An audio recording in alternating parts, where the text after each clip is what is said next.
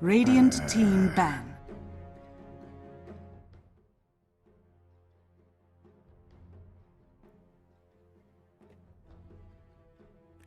All right, awesome stuff. Shoutouts, of course, to MLP, that sweet Australian accent, bringing us that knowledge, that little bit of insight onto these two teams that he's been able to kind of watch in that lower division. So make sure you do catch that coverage on the off days here. We have a draft, gentlemen. It's underway. So we heard it from him himself, you know, and from both players. They are not taking this matchup lightly. Sure, Cut are coming into this feeling pretty strong. They already have 2-2-0s under their belt, but they are saying there's a lot of respect to the other side, and in particular P1, the mid laner.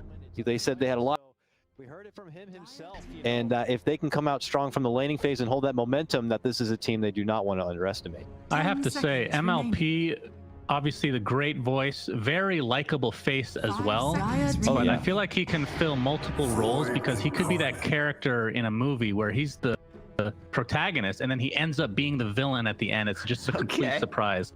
So very versatile from MLP. I like it. Yeah. Radiant on to the draft. Okay, anyway, so good luck with Hollywood, and on to the draft here. I'm seeing some star-studded pickups. Void Spirit right out of the gate, and a Troll. A snap pickup from the 1-2 of the cut.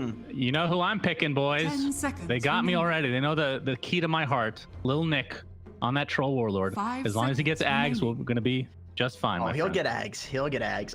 He is obsessed with this thing. You know. Oh, really? Yeah, I had my dentist appointment the other day. I actually saw he did the Arkosh. What's the nothing funny? Getting dental work is not funny. He did the Arkosh with this, and it looked pretty good, which is surprising because when he's on my team in pubs playing the Troll, he's feeding and asking, you know, guys, I don't know what we can do. I think we've lost. I wish his performances in these competitive games on the Troll were the same as in my pubs, because I'd be plus 60 MMR by now. Thank you, Little Nick, for that. But yeah, he's looked great. This, I think the build is like, it's Ags Eternal Shroud. It's the craziest thing. But really? Yeah, it seems to work. And then Octarine Cores, Ethereal Blades, and you're just like playing around the magic damage. It's the weirdest thing, but it's very annoying at the very least. It's really annoying to deal with the mid laner that is just constantly purging himself and purging you. It's not nice. So it's like a Topson build, or what Topson would in theory do, right? 100%. Anything with E-Blade magic damage. That's pretty cool. Okay, I can see that. So you don't go Battle Fury at all. It's just all magic damage. It's like almost like the Gyrocopter magic build that we kind of see, or used to see a bit of. Okay, I'm ready. I mean, he can still go normal build, right? They could put this position one as well. Yeah, they can, of course. Quote unquote flex. Yeah, Scourge McDuck's a fantastic Troll. I totally agree that their safe lane is incredibly strong. I think Scourge McDuck is actually their strongest player. I was surprised to see him doing that interview because I know he's a very reserved kind of introverted sort of individual. So it's really cool to see him coming out of his shell and doing interviews, because I think the guy is legitimately a diamond in the rough. I know we're talking about Little Nick, but Scourge McDuck has been a very well-respected player among other pros for a long time, even when he's not playing competitively. Would you say that you're introverted, Jenkins? Yeah. Yeah, just wondering. I would say that. Some people don't have great assessments on themselves. It's good to know that you're at least honest with you. I'm the same, actually. We both are exactly the same. You can look forward to the general obesity to come in the next few years. It's harder, by the way. It gets a lot harder in life. Yeah, you both never go outside. I would never have guessed that you're introverted. Do you think wants a castle? He doesn't leave his room. He wants a castle, and that can have like thousands of rooms. He doesn't even leave his own room. The castle's the only thing is not a joke. The only thing that disappoints me with Jenkins is his choice of beverages, which I do not approve of. I feel like as a father figure, he's just rebelling against me and just doing it out of spite more than anything. Like, no human being could have taste buds that enjoy diet drinks. Just throwing it out. I guarantee you, if you ask every player in this game what their favorite fast food is, 9 out of 10 of them name a place without a drive-through. Most will probably say Chipotle. Because a lot of Dota players are very uneducated human beings. Well, no, it's they because out of school to play Dota, Jenkins. Sorry, this definition of fast food is not. You have this boomer generation idea of it, and you know, Zoomers, the new generation, just know that things have changed. Anyway, getting into the draft here. Though. The new generation not really driving as is. So why do you need drive-thrus if you're not driving? But Yeah, I that's think we true. drove over something here, and everybody put a lot of focus onto the troll warlord. How come we haven't talked about that? They first pick a clock, Yeah, which is something we never that's see. interesting. Is that I'm assuming a support clock?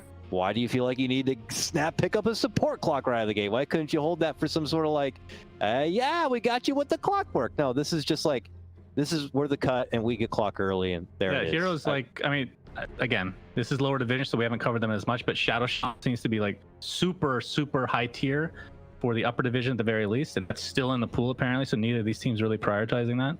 But tell me about Clockwork, because I agree with Kotog. I have no idea why this would ever be first pick. Okay, so my take on Clockwork as a position 5 hero is essentially that nobody ran it as a 5 for many years, and there's so much stuff that this hero does with absolutely no items. And to be quite frank, even seeing Nyx Assassin's a very similar hero with this like role swapping thing. Basically, whenever people ran Clockwork as a 3 before, he would just fall off and be a 5 anyway. So it's one of these things that like after so many years, thinks it probably should have been a 5 in the first place. It's just that idea of a 5 being melee, like literally melee 5s didn't make sense until Ogre. Like it took Ogre to make people realize, and Quelling Blade changes so you can deward on high grounds, and now you have the range. There's a bunch of different things, but basically, Clockwork's always been a 5. He's always been a strong 5, and after so many nerfs, he's still an excellent 5. He does way too much from the 5 position, and I think if you just have an excellent Clock 5 player, which Pingu's extremely good at it, then you can pick Clock 5 in every game. I don't see where you can go wrong with this hero. Wins lane, it disrupts team fights, it has stuns, it has utility, it does everything. All right, would you expect the Nyx Assassin for the other side to be a support as well? Because then you have a double melee support. In fact, you have all 3 melee heroes right now. Yeah. And 2 on the other side. So, I mean, they took out Timbersaw, but there's a lot of heroes that are really good against melee heroes in general. They're still in the pool.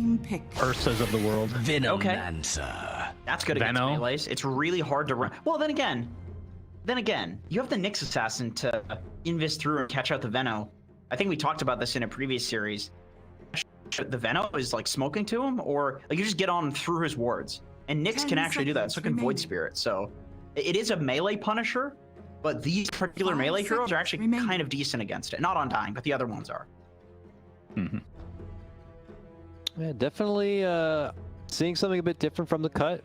Clockwork and Venomancer is not the atypical meta that we've been traded to in a lot of the upper division type games. So I'm curious to see if this is something of a personal preference, like Jenkins was alluding to, like they have a 5-position Clockwork player and they typically go for that over something else, or if this is some sort of synergy lineup as another melee coming out. It's a close quarter combat to come here from the 10 seconds remaining. side of Jinghu. Over under on the 5th melee coming. Oh jeez. Gotta say under. I mean, how can you pick 5 melee into Veno Clock? Jeez. Are we expecting this to be a mid Void Spirit or potentially off lane? Still flex technically. Yeah. I think it's hard to say. It's hard to say with these players. They could probably lost pick some cheese shit. I feel like Earthshaker's a really solid pick right now. You are against Undying in lane, which kind of sucks, and Nyx Assassin. But in the game, good lord, you're gonna hit so many like 3 or 4 man fissures. You got the Earthshaker Veno lane too. That's a powerful one. Defends the Veno. Veno gets his levels. Earthshaker, doesn't really help that much in lane, and Veno doesn't really care. All right, what do we typically see if Troll is a mid hero for the cut? What kind of a carry do you want to couple with him? Like, can you just pick like a traditional regular carry? Like, this just Ursa just randomly. Does that make sense? Like, Ursa Troll sounds awful as a combo, but if it's a magic troll, does that change things? I feel like some fighting carry would probably be pretty good, because this troll mid it's kind of like an SF mid. It has around the same timings as the SF mid. So having some like brawly carry in the early game that still can scale is really nice. So in troll mid, I mean, against Void Spirit, I feel like that's going to be a perfectly fine matchup if that is the Void Spirit. Okay, never mind. It's a troll carry. Okay. Well, Ember against melee heroes, extremely good as well. Yes, quite nice. I mean, I feel like they're picking really good heroes against, Troll against melee, really good as well. I mean, as a man fighter, as a 1v1 fighter, there's no better than Troll pretty much. Radiant I mean, any team spirit banned. that you get, and it seems like they wanted to have a spirit to go possibly against Void Spirit, is obviously going to have a little bit of a tricky time with Nyx Assassin on the other side, but they felt Ember was just what they needed to get for this time, and they put a ban out instead in the meantime on the Darkseer, anticipating an off lane is still to come. 10 seconds remaining. Veno could be technically the 3, but probably the 4.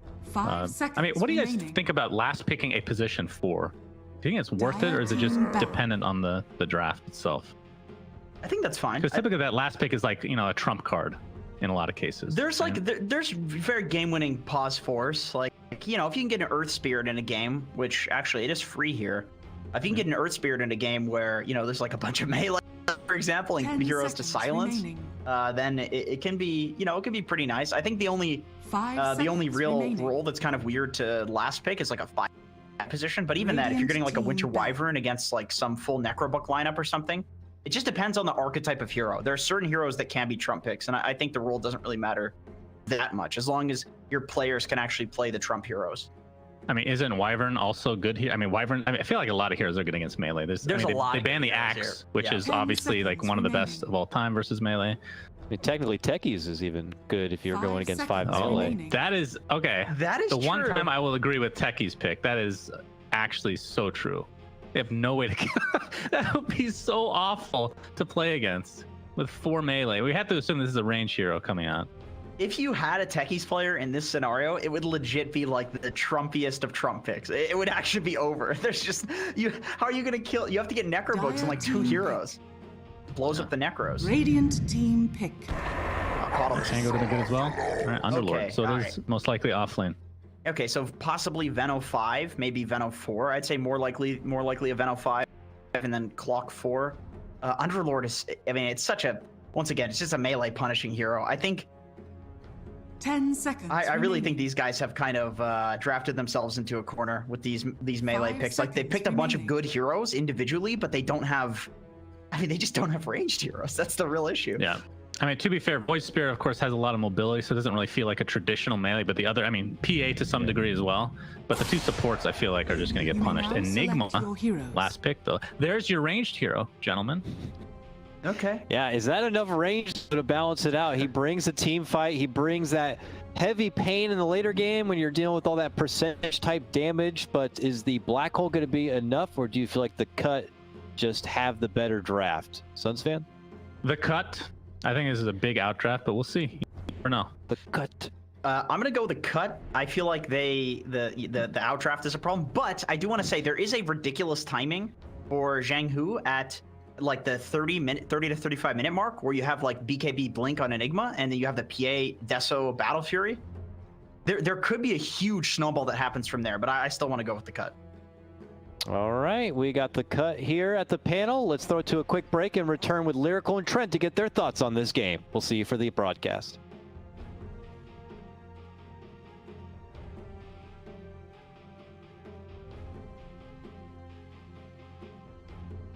The cut. Bang, bang, bang, bang, bang, bang, bang, bang, bang. Michael Bain? What? Michael Bain? Oh, Bay. Yeah, I thought you said Bane. I was like, Transformers. All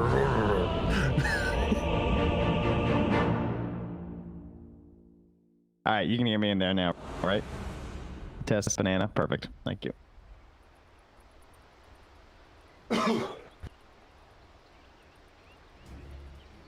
Prepare for battle. Hello and welcome back, ladies and gentlemen. We're here taking a look at Division 2, Trent, and it's all happening right now. The cut facing off against Jiang Hu as well. How you doing? Hey, feeling great. Happy to be watching some of the lower division of North America. I think it's cool to get to see all the upcomers, and we have a lot of upcomers in this game. Some names are more familiar than others, as the panel talked about, but I love that video piece, like actually giving us a little bit more insight into these teams. I think it's an awesome thing to do to try and promote these guys and their Dota, but in the end, interviews, pictures, quotes, who cares? It's all about the dotes. about the dotes. It's all about the time and place where you run down lanes. I would like to see sort of more of what you know, MLP and them were talking about, that it's going to be a high octane, very action packed type of game. I feel like if that is what happens though, there's going to be this time where the cut are going to be really hard to deal with, particularly playing around that black hole cooldown. As we can already see up here on the top side, Old White is going to be pushed back by Pingu. And he might not be able to get a bounty rune there, so they're gonna go and invade on the dire side of the map. Yeah, probably a 2-2. Begins. Seems unlikely anyone wants to contest the Undying, even if you have the Veno. I'll let it. Oh, no. Yeah, I love this starting build with the Veno, by the way. Do you guys want to play some Veno in your pubs? I love the fairy fires. No one wants to trade with you, right? Take a little bit of extra damage to help poke and harass. You have the poison, you have the wards, and then they start trading and they think they're gonna get you. You pop one fairy fire, and because you're dealing with this like damage over time, it's like extra value because like you're alive a little longer, and that damage is stacking up more and more, and they realize they made a fatal mistake. Right, and it's interesting too. He can start to, like, you know, save up charges on this magic here, and then when he hits that level 2 point, there's going to be a ton of damage. And already, look at how much is being dealt to Trap Nest down bottom. You can see that because it's a full-on tri lane, we're getting very heavily zoned out here. The sticks, though, man. Undying, PA. You can see actually Storm went into the trees for that one, so he didn't give a charge. That was nice, because and now he knows there's also well, I guess he doesn't know for sure there's no ward, but he'll be happy to know there's no ward, as the sticks aren't going up. Well, and this is going to be an interesting lane to watch here if they can get something done, possibly down bottom onto Triple King or Vol. As well, Vol's getting chased, Vol's getting stunned, and Fairy Fire not quite up in time with the second one. So they will draw first blood for some. Trap Nest, though? Radiant's bottom tower is Another Well, stun set. I have TP just in case. Yeah, I don't think he's worried too much. This is a cool idea, though. I like this here, right? Because you got Old White up top that basically is going to be able to keep pulling this lane back underneath the tower by the Eidolon denies.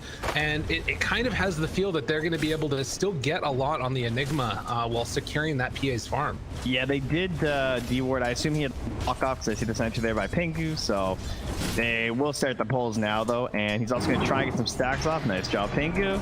Prepping everything for his troll. This is the ideal play. If you don't think you're going to be that valuable in the tri lane, or even if you think you can, at least make sure you get the troll set up first, because adding these stacks is going to have some residual value later for both you and the troll. True enough. Yeah, a lot of value out of that one. We haven't really taken a look that much at mid. It's just an Ember Spirit versus Void Spirit match. I've seen it a billion times, and we'll see how well P1 and Lil Nick are able to do in this one. So far, relatively even with a slight lead into the favor of that Void Spirit. Bottom gets that deny, pushes it back again. But this lane's kind of equalizing a little bit. Now that we're seeing the Knicks lead in much better, I would say, for Dire. Yeah, and Storm, the sad point of the Undying career. He's shortly going to be past the 3-minute mark. Undying's, you know, reign of terror ends in the game. And then he just becomes a tombstone bot for the most part. No, I mean, obviously he's still sometimes in the laning stage, but it gets sad once you run out of that first round of resources. At least they did secure the first blood. You kind of got your big goal as an Undying. But now he just has to wait until he charges back up here. And he actually has a clarity. Gonna get like the full value out of this one. That's pretty solid. Could see that chase that was coming there from the Nyx Assassin, but back down bottom again. Full man pool for Storm just about, but is going to go for the side pull now. Did manage to stack that up one time as they battle it out on the hard camp for the creep wave that they're trying to get rid of Will there. So that's pretty nice. That's a good pickup there. While Vol's contesting. Yeah, Tingle's just throwing out some firestorms, just bullying a little bit with the Ash for the aura. Hard for Nico to really get in there. Can't commit to anything, especially when there's a Venomancer nearby. Now at level 3 with that Gale too, so beware, Phantom Assassin. Huh? Back mid again. Still very even, slow, steady burn on this matchup here at the very least. And you can see the Tombstone down. They want to go on the Veno and maybe make it happen. Is it going to be enough damage? With the Tombstone dead, he's still backing away. There's another, well, Tango running, but it's not going to be the Tango has to run away at this point. Maybe he can do some extra damage. Storm sticks around. Yeah, that was a level 2 Firestorm, but can't quite get enough hits on the Storm there. There we go. going. They want to make this happen. Doesn't have that much mana at all on a He has dime, another but- firestorm. Storm, be careful here. Careful. Chase. Uh-oh. Oh, decay stacks. He's not quite in range. Oh my god, and he has a salve. Oh, and he's gonna give it over to the freaking PA. What a nice guy. I mean, he's got no mana, right? Gale.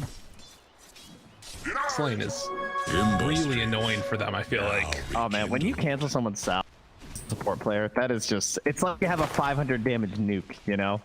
you throw it out, it's like the biggest value hit ever. Vol trying to get the stack off here. Nico, once in the last hit, it's not gonna try and block it off or anything. Oh well, he missed the second anyway, so. Oh, trap nest in some trouble. Gonna pop that spike carapace, try and run away. Pingu's still chasing him down, but with battery cell wearing out, he will retreat away. They have a bottle down here too, eh? On Vol and Tingle King. So they just pass it off to Vol. They've now refilled it, and they're just gonna spam the hell out of Nico. This is kind of sad, you know? I mean, definitely, he's still getting good farm to some extent, at least in terms of the last hits. But I mean, there's eventually a point where you've like bought too much regen. Look at this, freaking damage. He's getting level 1 soul ripped by J-Storm to try and help out when the wave's like coming under the tower. Just not the most efficient use of your mana early as an undying.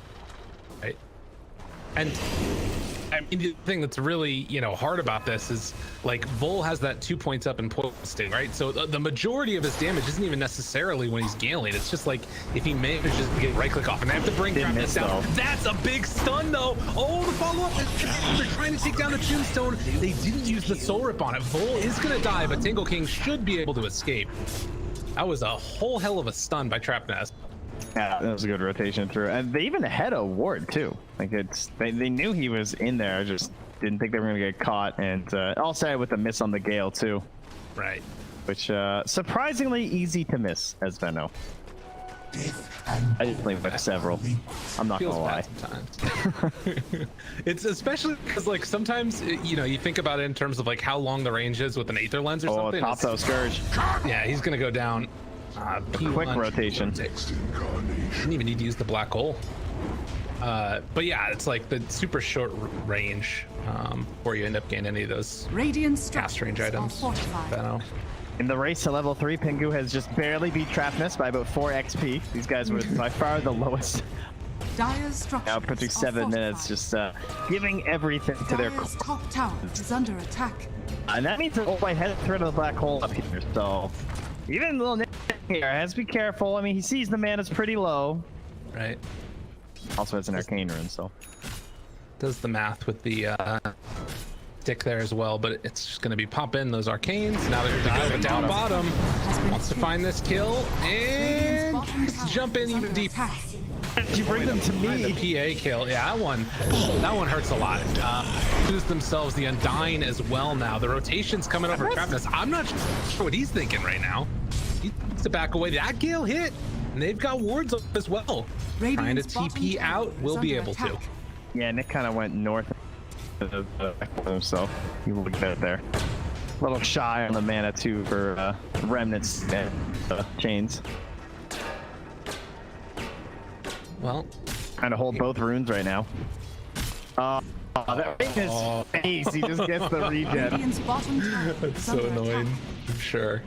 Dire's top tower. Top lane push though. Nico gonna rotate up here after the death. His courier is gone too, by the way. And so now they'll just snag that tower, threatening with the black hole. No real contest. This is a Wraith Band and Ring of Health PA, not even level 6 right now, so not exactly the fastest farmer up here. No. They're bringing in Old White now. Misses on that Palace. They got Black Hole available if they want to use it, but not enough mana. He's 5 away, and I think that they can hold it.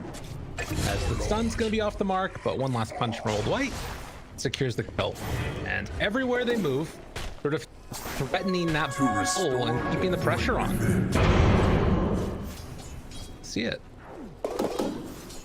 Yeah, not necessarily the best trade with how many heroes have you down here for the kill, especially if they don't turn anything after though. I mean, I don't know why they defend playing tower, so they have that going for them. We'll see how long the cut want to just kind of chillax here and farm a little bit on the lanes. like Nick's thinking about making the move down bottom before the turn. Oh yeah, old wife just a goner. Yeah, he went in a little bit too deep there. They'll throw out a stun, summon some more gold for Dyer there, and he's back on his way back to the fountain. But mid, maybe they can get some extra stuff done here, pressuring onto that mid tier 1 tower. They've already. Yeah, I mean, Travis is being one. chased by Little Nick. He already used the Carapace. Doesn't have a stun, but he pre-remnants for it. Dyer's middle This is basically just moving him away from bottom anyway, so it's not a big deal. Nick's just gonna remnant back if he feels threatened. Radiant's bottom tower has fallen. Well, you know, making that move to come and help defend the tower is what you want to do. They are making another rotation though. Stun. Ooh. From the side, the remnant pulls him back in. Nick getting a big too deep in there, and it's gonna have to run it away. That is as Tingle King makes the rotation. Radiant's To just sort of be that big tanky guy in front of a tower. Never refuse gold given. Grand scheme of things, mid tier 1, a little bit of damage, and both of the safe lanes are gone. Scourge is just working away on some of the stacks that Pingu set up for him, so he's pretty pleased with the Battle Fury. Highest last hits in the game, not highest net worth though. That the Void Spirit just ever so slightly like 30 gold ahead of him, but everyone's very even near the top. Top 5 heroes within a couple hundred gold of each other. Ito's first on Tingle King, eh? So he's gonna be our aggressor. I expect him to be making a lot of moves with Lil Nick then. He wants to rush that first. It's like a really good way to punish this PA's kind of slow start. By slow start, I mean just not completely flawless. I mean, it's not like terrible, but it's not free farm, so True. Feels easier to pressure. Nobody's really been like heavily shut down right now, and even like the Enigma, who's the lowest on net worth, that just blows him the hell up. DD very helpful there. Still not the end of the world. Hook shot could be off the mark. That actually might have been enough to get the kill onto Void Spirit. Yeah, I think it would have been. With how close Nick was, I think he was dead. Yeah. We'll see. They're definitely going to have a lot of aggro potential here on the cut. I think part of the reason why the Atos will be good is that Vol can be a little bit more like off the group up, and just kind of chill down bottom, keep it pushed, kind of play some like Beastmaster game where you run down all these wards, farm up, and be another core hero. I like that. You no correct though. Mr. Shot, Tranquil's Windlace. I love the stacking Windlaces. He's going to be the poor one this game. And you can see we're seeing some of those problems. Nico actually wanting to go in a little bit. P1 gave up, but they're going in on Volt. Oh, that was a deep dive. We'll be able to find that kill onto Veno. Showing the downside to putting that Veno out on an island. Radiant's top tower. Moving, I mean, Old White still has Black Hole available. If everybody else shows up in time and they dive too far, they're not going to go for it. I guess with Hookshot, it's a little bit too hard. What a weird game. I like it though. Dire are scared. Yeah, Nico. He goes to the blur. He's got a lot to jump to right now, although he does just burn it, but not gonna get caught. No Atos yet, and now Trap Nest is going to be the one that finds a big opening here. Is that a sentry? Well, it doesn't matter. They got him, and with Old over to the side, they have a hook shot ready that's interrupted at a moment's notice. So no Black Hole really. Immediately canceled by Pingu. Yeah, they were super ready for that one. And now the turnaround, because they didn't get the kill onto Tingle King. He walks back in, will blow up now. Can they find any more Trap Nest? Nice. Hits a good stun onto 2 afterwards. And Storm's still sticking around for another decay if he wants to, but Full makes that rotation, finds the kill, and just kind of a bloodbath here at the early goings. They have a Gale available. Oh, gets range just barely onto Trap Nest. And with Spike Carapace up again, it's going to slow things down for only a moment, but they eventually get what they came for. Take down 3. That was nice. I mean, I thought it was going to go better for Radiant there. Just because they had the sentries, like he knew that he wasn't covered, like they weren't going to get him, but it's maybe too beefy of a target to kick things off on. They don't really have the most like magic amp because he was there with like the PA at that time, so if you're trying to, I don't know, get it down that way. Whereas, you know, I'm a little bit like 16 armor at the moment, so. Yeah, not an easy one to take down at all. And we're kind of seeing that again here. Storm wanting to mess around a little bit with him too. Trap Nest is wrapped, and they're just gonna pop ulti and get out of here. Oh, cancel it, never mind. All right. It's definitely been a little bit chaotic though, and some of these fights, I guess the big winner in this is going to be Troll, who's just been able to kind of AFK free farm. Yeah, that is true. I had the battle for a good while now, and going for the people loving build of the SMI at the Valkyrie down bottom though. Full quick one. Yeah, trying to play Beastmaster, but Void Spirit does not care. You know, Veno versus Ursa feels really good. Can kite him. He can't really kill you that easily. Void Spirit, Ember Spirit, all the spirits, they do just kind of like jump through you. Well, I think it was what the panel was talking about too, of like that Nyx Assassin being one of those heroes that can get behind and actually find the annoying Venomancer.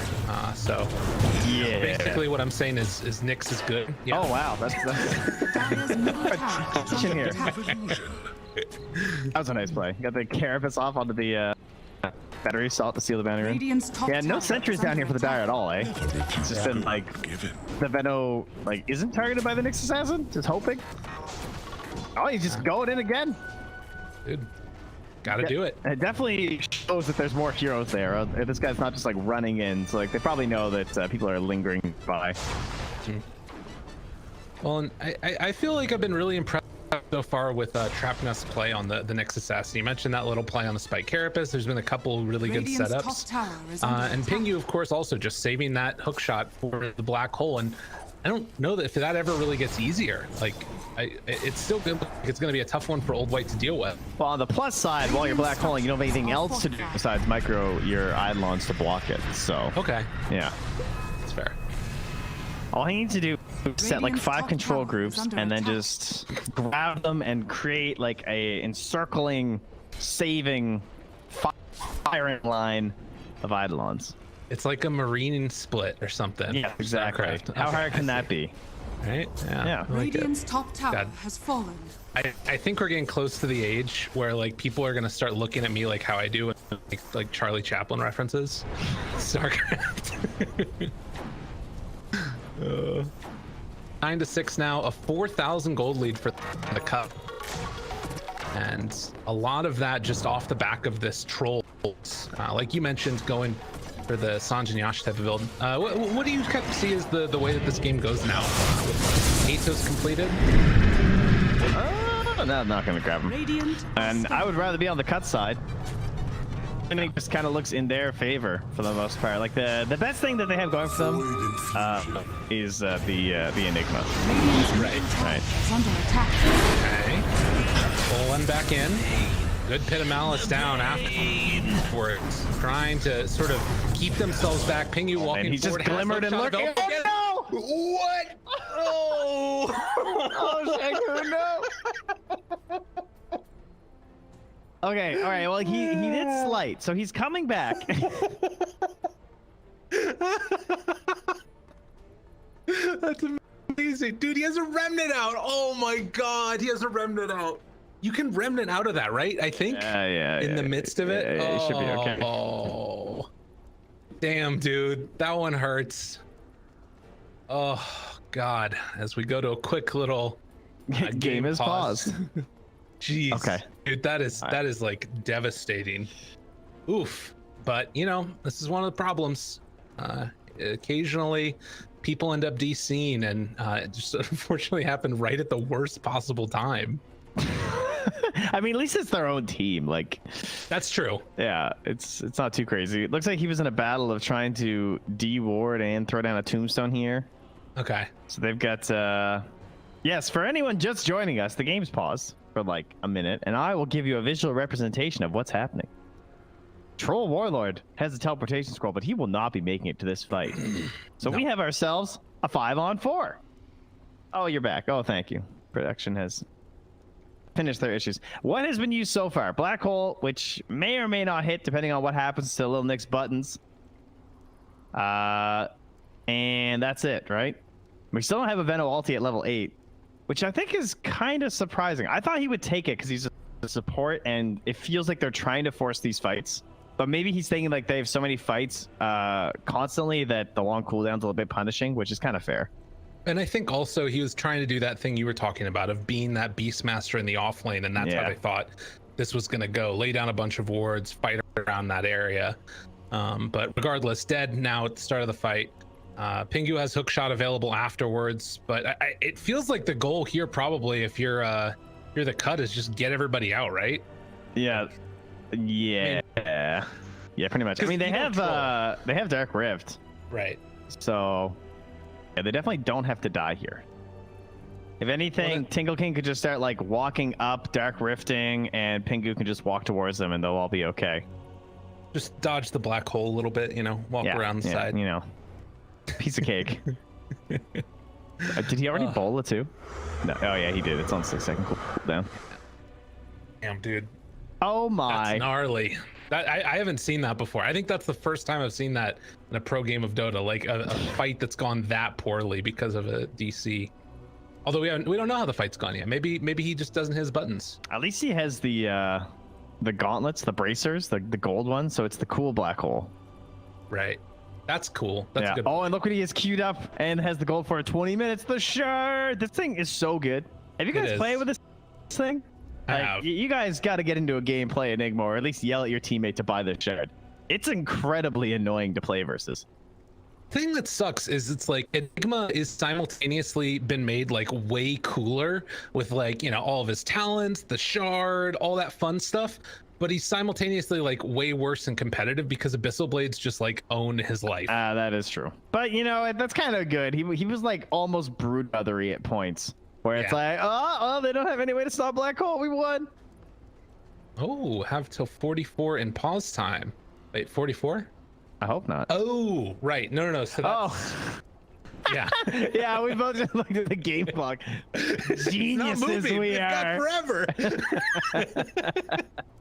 Yeah, so that is since there's going to be a delay on the timer right now, you guys are going to be like, it's 44 right now. That's 6 minutes to be clear.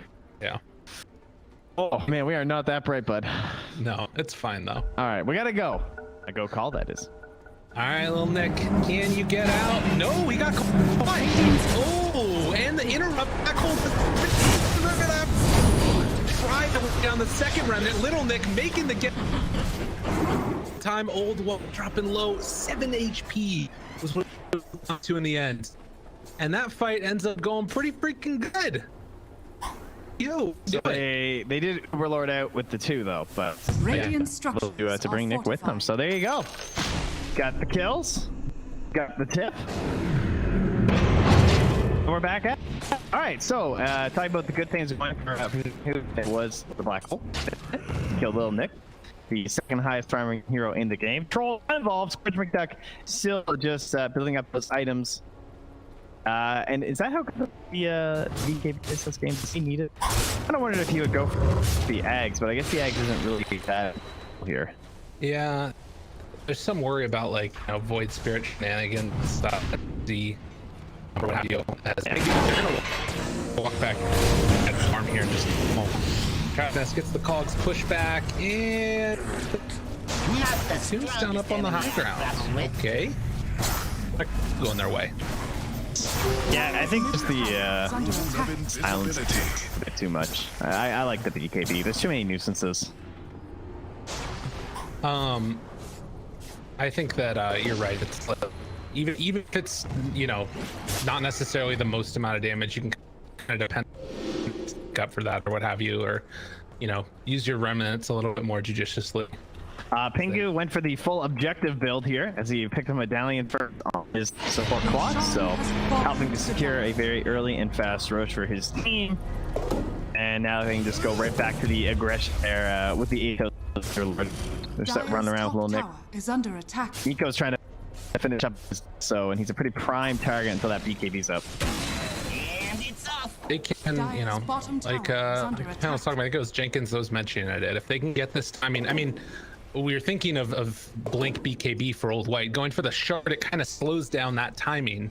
I'm curious what he decides to go for. I guess that there's not much that cancels it besides Clockwork. Like, yeah, I think pretty much do it. I think you should go Blink. I think he will. Okay, we'll see. But I mean, he also has the Glimmer, so if he's thinking that he can just get away with the shard for now, maybe. But I would like the Blink, smoke up, and try and make something happen with the next Black Hole. Maybe. issue is that they also have an Aegis. But the Aegis is on Scourge McDuck. They didn't put it on the... so try and focus him. Oh, Easier said than done, though. Radiant's top tower. 20-minute mark. Scourge McDuck is going to push this top lane. Bottom, just sort of keeping this one alive as Tingle King. Going for the Crimson Guard next. Old White pops down a little Midnight Pulse action, going to cape and sort of think about threatening, but they both. Oh, nice hook shot. Oh, Nice pick up there. He knew it was kind of happening because he glimmered himself and he was like moving back and forth by the tower, but he didn't walk Eidolons next to him. He tried to, but they were like a little bit too slow and just got caught. They angled there from Pingu. That was not a super easy hook shot. Very well played. And I grow. 100% agree with Nico, by the way. He has to go BKB now. I don't think he can get the Deso. On the one hand, maybe that feels like you're kind of playing to lose in some ways, where it's like, well, I have to get BKB, but I don't know. It's way too brutal versus this lineup. Like, he's missed the window where he's able to be this troll and get the other item first. Yeah. And, well, now, I mean, they're still going to try and make things happen, but we're going to see, like, in a second here, I'm sure, when he gets, you know, an ulti off or something, why it's so devastating. Or they're just going to kill the Veno, and that's fine, too, probably. Yeah. Nice. Blow him up. On the other hand, Scourge, because they got the Aegis, he can skip the BKB for now. He wants to get that MKB back and put a serious dent into Jianghu's game plan by just being a complete answer to Go God. Yeah, Aegis is just such a great answer because it feels like you have to have that black hole to kill this troll likely. Oh, look what White did. He under attack. just bought out the Shard and an Aether Lens together. So he's going for the full-on Octarine? Yeah. Interesting. Okay. Well, that's not what I was expecting, but very cool. There was a blink on there too. He's like, oh yeah, I know one of those sometime. No run. Fine. Spike Carapace, Trap Nest, he's gonna die. It does feel very greedy. Trap Nest is Midas queued up, so I don't know where this game's going right now.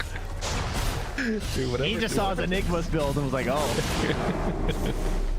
I mean, there are some cool things, being able to cast the black hole from a little bit further away, and you know, if he's glimmered already, you can kind of maybe waddle your way in. It does feel like it's kind of dependent upon the cut making some dubious plays. We'll see how.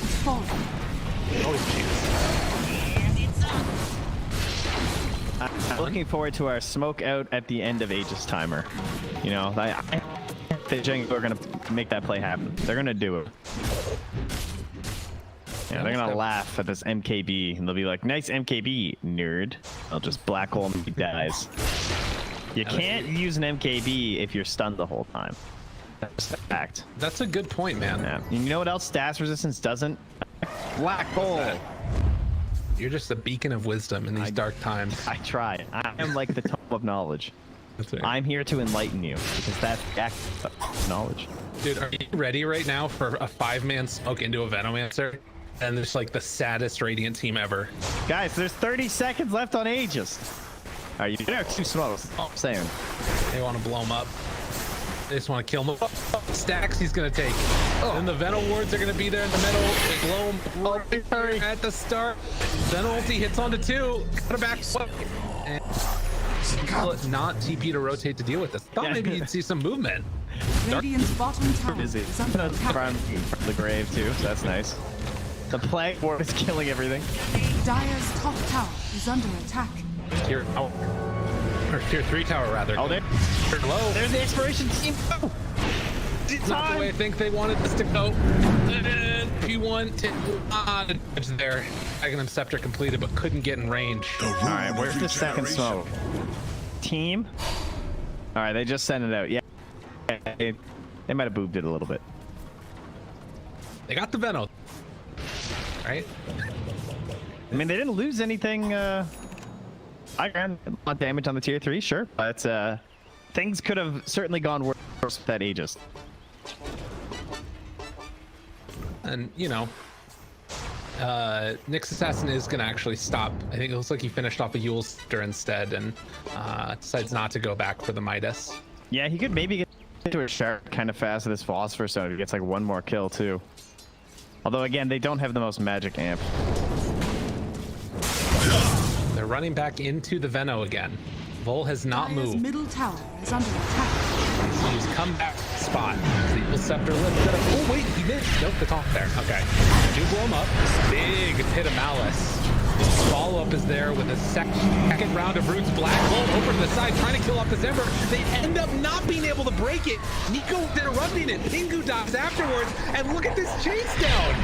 They kill off Tingle King, looking to get him, and he's going to be able to make the escape. But a great fight there.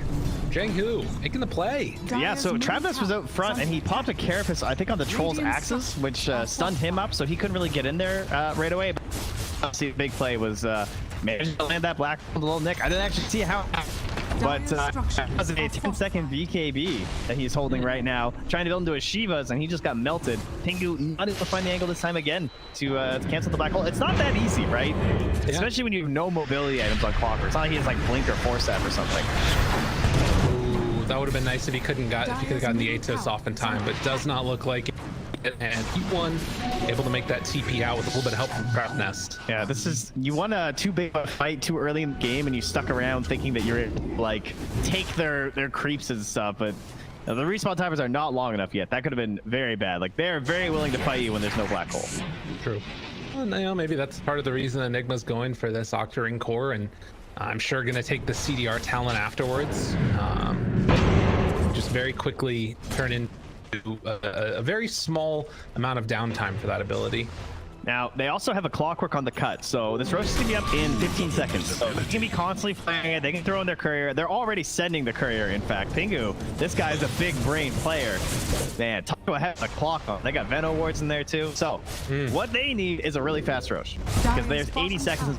Under attack. So Ice Rock, who do you love? Dire's bottom tower. And oh no, that one hurts. 2 minutes. 2 minutes on that Aegis. Okay, so that is great news for Jiang Hu.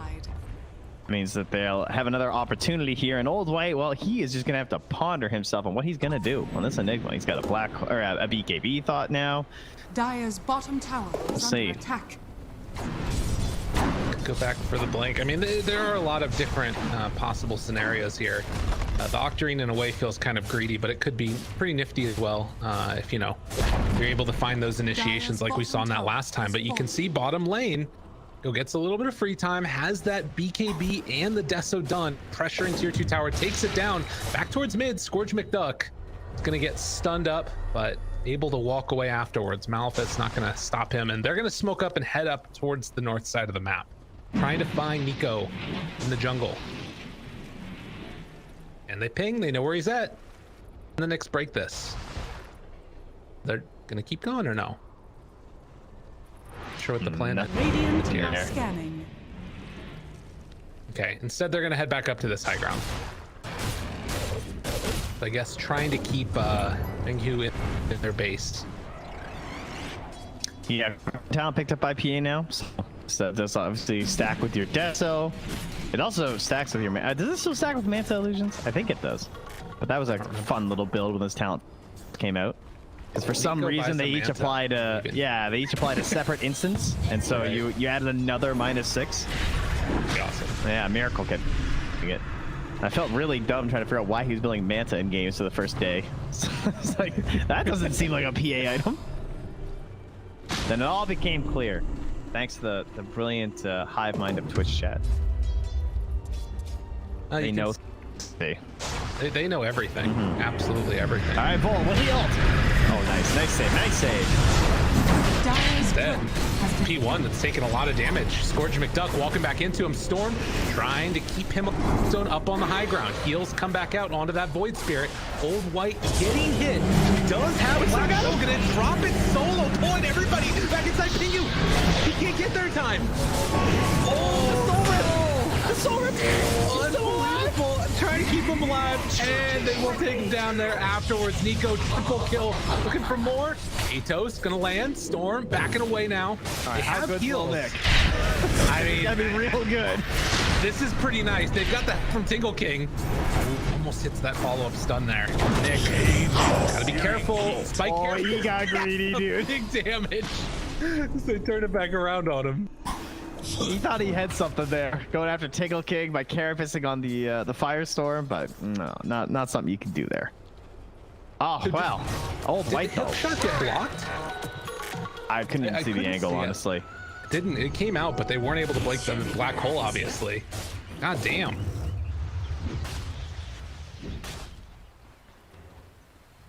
Simulate away afterwards as the fight's going for the rune down bottom there. And everything pretty much evened up again now. Yeah, the troll is going to respawn soon though, and they're not going to be able to take this Roche in the time frame just because they lost a few too many heroes and the fight got extended by a bit. So that does mean there's not going to be a black hole here for this engagement. There's no real large cooldowns to deal with inside of the cut. The biggest one they have that's really important would be the battle trance, and it didn't actually get used because he died so fast. Yeah. Nick is going for the Aeon Disc. We're seeing this a lot versus Enigma lately. I see a lot of core heroes grabbing it to just be like, all right, I just need like some way to survive longer during Black Hole and just ensure, because like if that's the one win condition, you just have to find some to that. In the past, it's been buyback, it's been Aegis, and now we're seeing Aeon Disc come out as kind of another little answer towards it. All right. Well, and you know, Nullifier is not as popular right now as you know it could be. We might see that potentially come out as well to deal with it in the duration, but time will tell. Finishes off that Aeon Disc, and now Pingu gonna walk around the side. Black hole off cooldown 35 seconds. It says, "Hello, friend. How are you?" Oh my God! The big jump. The dagger. The crit. They find the kill. They're clumped though. Rooted, trying to get him dead, trying to get him away, walking out of there. They have enough damage. They take down Enigma 1. T5's back. Now Nico trying to back away in the duration. This keep getting destroyed by the Scourge Dog. A ton of freaking damage. 15 seconds until Black Hole, but it comes late. Wait, see that? Ness finds the touch there onto the Ember. They're still battling here. Trying to buy a little bit of extra time for the moment. Walk away. Black Hole puts up a 2. 1 second, he drops it down. That's the boat. Great combo. He turned it back around. Oh my God. They pull it back. Oh, wait. Crowd's going wild. They're cheering his name. So every Black Hole, I think the first one was like the only one that hasn't been like almost perfect for them.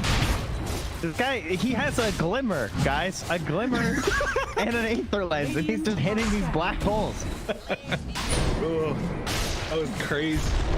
And dude, the timing on that. All right, like, Pingu though. Does he got this? Is there a play here? He will see one. Dumps it. It's not enough damage yet. Fuel Scepter. They're gonna blow up Pingu. It was a valiant effort. I can't believe that the Enigma just like bought back and walked through like a ton of Plague Wards. Fire might be kind of immune to sentries. They do have way more now, I guess, actually, but throughout a lot of this game, there's been a bit of a lack of them. His life's been pretty good.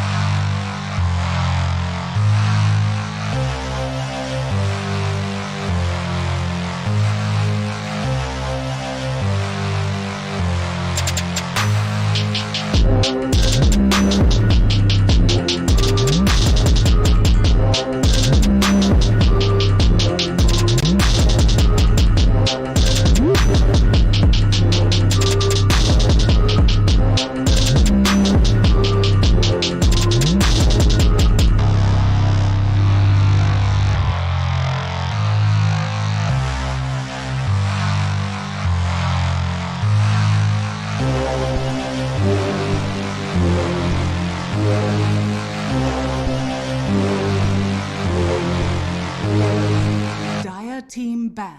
So it was like 3-1 towers at like 15-16 minutes. But did go BKB potentially, went the SNY into MKB just to kill the PA. But PA ended up catching up a bit. There was a monster ancient stack that he stole actually from the Troll Warlord. But once it got to the mid to late game, it felt like it was all about Old White on the Enigma. He had the shard. His black holes were really good. He ended up buying back at one point and solo back holing the Troll, which ended up turning a fight. And the big one towards the end, even though the game was actually pretty even at worth-wise, the dieback onto the Troll pretty much spelled the end for that game for the cut. But really entertaining game. Wow. So surprise, I was just getting informed from production that they just started the game. I mean, I don't think they were supposed to start this early. There is supposed to be a set break. Folks, we got to run ads. How do you think we make money on this game? All right, we got to get this time in. Run the ads now. Got it while you can. No, but the players, I mean, I get it. You're in the moment. You want to put game one behind. You want to say, just go next, go next. Here we are. We're going next. We will not take a break. We're going to bring you the Dota. Let's just get into it. Game one was so damn hype. I'm really looking forward to see how game two went. And really, just you can't take the draft at face value. I understand we only have so much time to dissect after the 5th pick comes out. But remember, we were so judgmental. We saw mostly the melee pickups. But man, that Enigma last pick had to be such a juicy one for the team. Let's see how things go this time. Nyx Assassin first and foremost coming out, and now Nature's Prophet will see the playing field for the first time today. Well, not to interject here, Jenkins, since you haven't talked yet, but I'm going to because it's my favorite thing. Of course. Of course. I just want to mention one more thing about that game. I thought the game might have been close to being over in favor of the cut when Jiang Hu had the Aegis and Cheese on PA, and they just completely overextended, and he just died after using Aegis and Cheese. But the Nyx, I mean, I know Trent and Dirk talked about this before, but the Nyx Aghanim Scepter, that burrow, literally just stopped the push entirely. And I think that could have been a Rax in favor of the cut, but that was pretty hype to see Nyx Ags come through. Yeah. I think the Enigma Ether Lens also to that. Like the fact that you couldn't walk up this high ground and just catch him out because he's so far away, and he's just the Malefice stun duration talent, as well as standing at midnight, the midnight pulse. Like you just can't stand on the high ground, right? They can stall forever, get their PA back alive. Man, that Old White build, I don't want to go on and do it for too long, okay? But please do.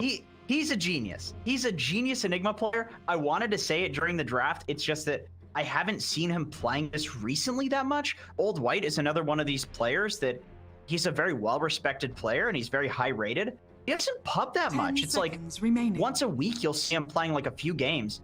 But Enigma, like this is one of his classics. And I think everybody, when we initially saw like the Glimmer Cape Ether Lens build, it's like, what is he thinking? Like, you go for the Blink, you go for the Refresher, you go for the BKB. But it's so cool because there was a Veno to cancel Blink. There was the fact that the enemy team had to play to win the game. The pressure was on them because they had worse late game. You never want to go late game against Enigma PA, even with the Troll. So he didn't need a blink because he didn't need to pick people off. Come at me, and I'll stun you. I'll hold you from the high ground. It doesn't matter. And then it also against the Ember Spirit, who's extremely difficult to catch with the Enigma, usually because he sees you and then he just remnants. He's gone, and then you blink block hole him, and it's like he gets out, and it's this embarrassing whiff that happens. That's not a factor when you have an Ether Lens because you go the Malefice stun talent. You Malefice him, and if you get him, you hole him. If you don't get him, you don't hole him. It's very simple. Blink actually lets that outplay potential of the Troll getting the ulti off, or the Ember Spirit getting his ulti off, or Sleight of Fist, which lets him use the ulti, which we were hopefully going to see in that pause that did happen. We thought Little Nick was going to clutch it, but unfortunately not enough time. So Old White absolutely carried that game, and I think you have to ban Enigma. I do not think you can ban Enigma. It is too strong on this patch. He is clearly a specialist, and he plays enough Dota, like a low enough amount of pubs of Dota.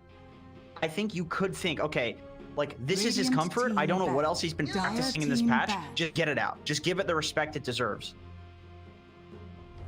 We'll see if that's going to be the case or not, if it justifies a later phase ban, or if maybe the cut are going to be too prideful they have to ban out the Enigma, and we'll see if that's going to be the case or not. They move into an early, what looks like off-lane pickup themselves, and grabbing the Tidehunter nice and early.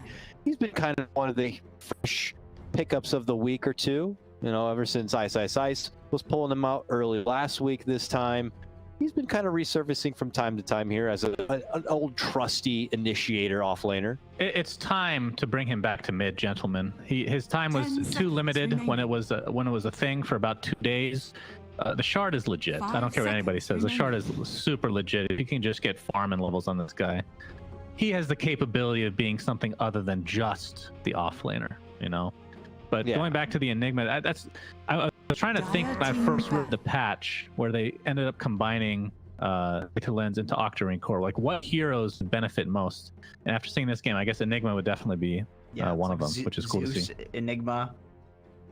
There's a few heroes where it's really not okay, and I think it's cool that he went for the Ether, and then I think he doubled back for the BKB. He didn't just go for the Octarine, or at least he was like messing with his quick buy a lot. He was like, he clearly values the Ether Lens really highly in the early game, but he wasn't necessarily like just buying this item because of the eventual Octarine Core. It's like Ether Lens is really good early, and I'll eventually get an Octarine Core. It's not the fact that I'm rushing Octarine. That just shows that he's really thought about this build, which is super cool. I'm surprised they don't ban it. I feel like this is an over. This is getting a little prideful here, maybe. No, I feel like they're gonna get up again. Well, they're the ones that take the troll this time, so that's a big difference in the draft so far. Last time they had PA. I mean, we're seeing 3 heroes that in theory could be core. Obviously, the Nature's Prophet most likely going to be a support here. But I'm not saying you're wrong. I just don't speak it into existence. That should never be a thing. Support Tidehunter sounds awful. Tell me why it's good. Pingu plays these really weird 5s.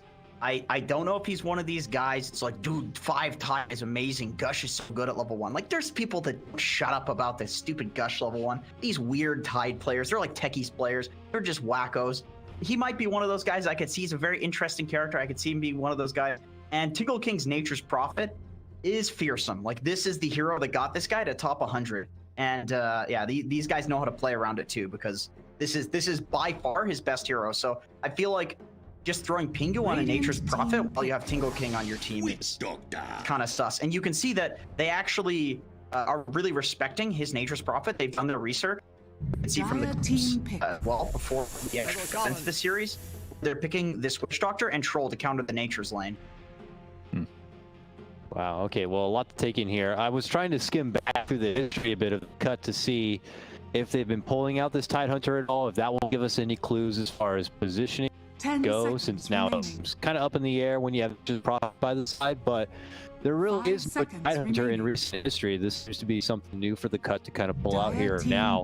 But then the Witch Doctor comes out, which I don't know if that kind of reminds the cut Shaman's out on the table and available, but they grab up his Rastafarian cousin and Shadow Shaman being one of the best options that's still out there. Now Shadow Fiend coming out is 10 seconds intriguing in its own right.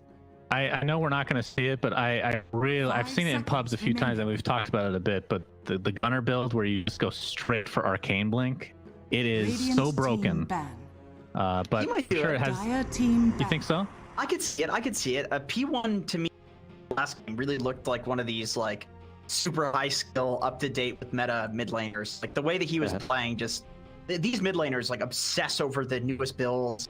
What is Thompson doing? Like, what is Gunner doing? That sort of bullshit. These guys are obsessed, and he looked like he fit the part perfectly. So I could absolutely see it. I mean, the really cool thing about it is I'm not a big Shadow Fiend player myself. You know, the old reflexes and whatnot just go out the window. It's disgusting. But yeah. The fact that you don't have to get a Yules is kind of big, right? Because that always felt like, I mean, that's part of the Magic build, but to ramp up to go point where you can actually solo kill people, not literally just one item. You blink, you destroy them. The fact that it fears. It's been like a year or two since that's been a thing, but just getting the triple raise afterwards, like you can kill pretty much any hero as long as you don't get locked down in the meantime.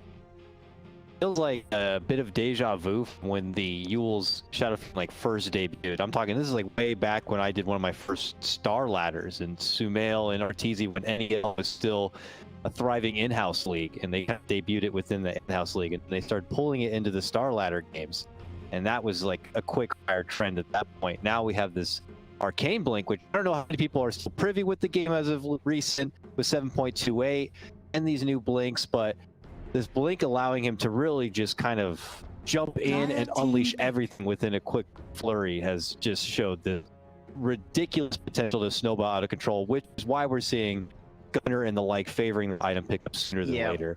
But what he says, sorry, I was just saying, what he says often when he's running it is that what makes it work well is having a support step behind it, particularly a lot of disable and stun.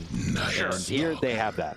Yeah, they've got a lot of cover. Even the troll, like going in and manning up, and Night Stalker as well, like that sets up for distraction essentially for this Shadow Fiend to go on. But one of the really nice things too about this Arcane Blink is that you get triple raise, and then you get your raises up so quickly. The secondary raises won't necessarily have the lower cap point, but the cooldown's so low that you're going to get like 6x raise stacks on somebody, and so it does 10 billion damage.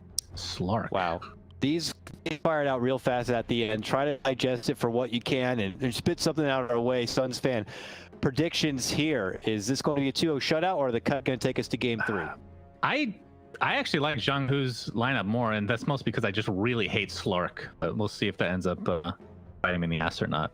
Jiang, this is your time to not copy me. Oh, come on. Okay, I'm going to go ahead and say that I think Old White on this hero is a lot different from Old White on Enigma. And Lil Nick Invoker, Scourge McDuck, if there's somebody that can pull the Slark off, it is certainly him. I'm going to go with the cut on this one. All right, we're split at the panel. Let's go ahead and send it over to our fantastic commentary duo where we have Lyrical and Trent right after this break.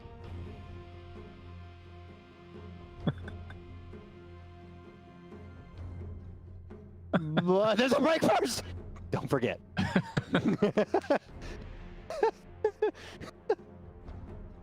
Good. You got to keep everybody else on the string too, you know? They're like, they're going right now.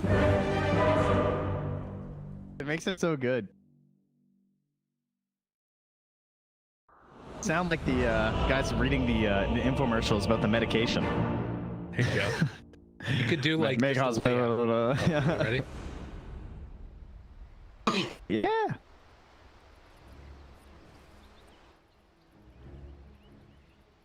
Yeah. Oh, hello and welcome back, everybody. All you fine folks out there in Dota 2 world. We're taking a look at game number 2.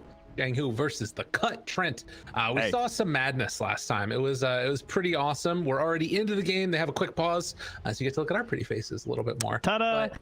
But, you were super impressed last game, yeah?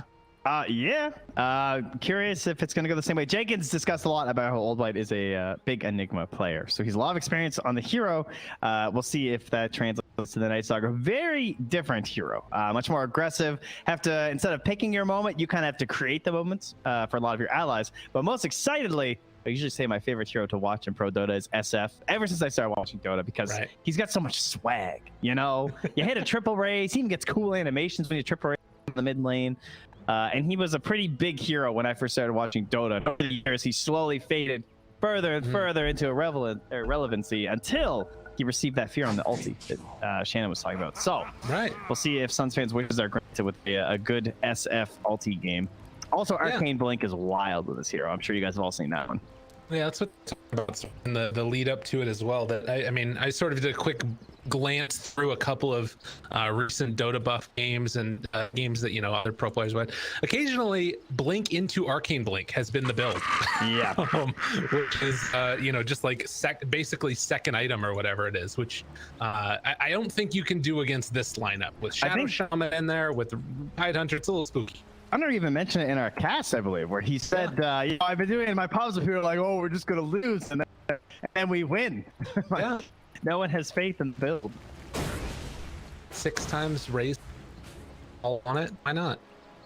See how tanky treants are? 30 seconds to battle. Use your treants, guys. Throw these at the enemy when you're playing Nature's Prophet. It's a Shadow Fiend with no souls, so. Yeah, but they have 550 HP. Just walk at people.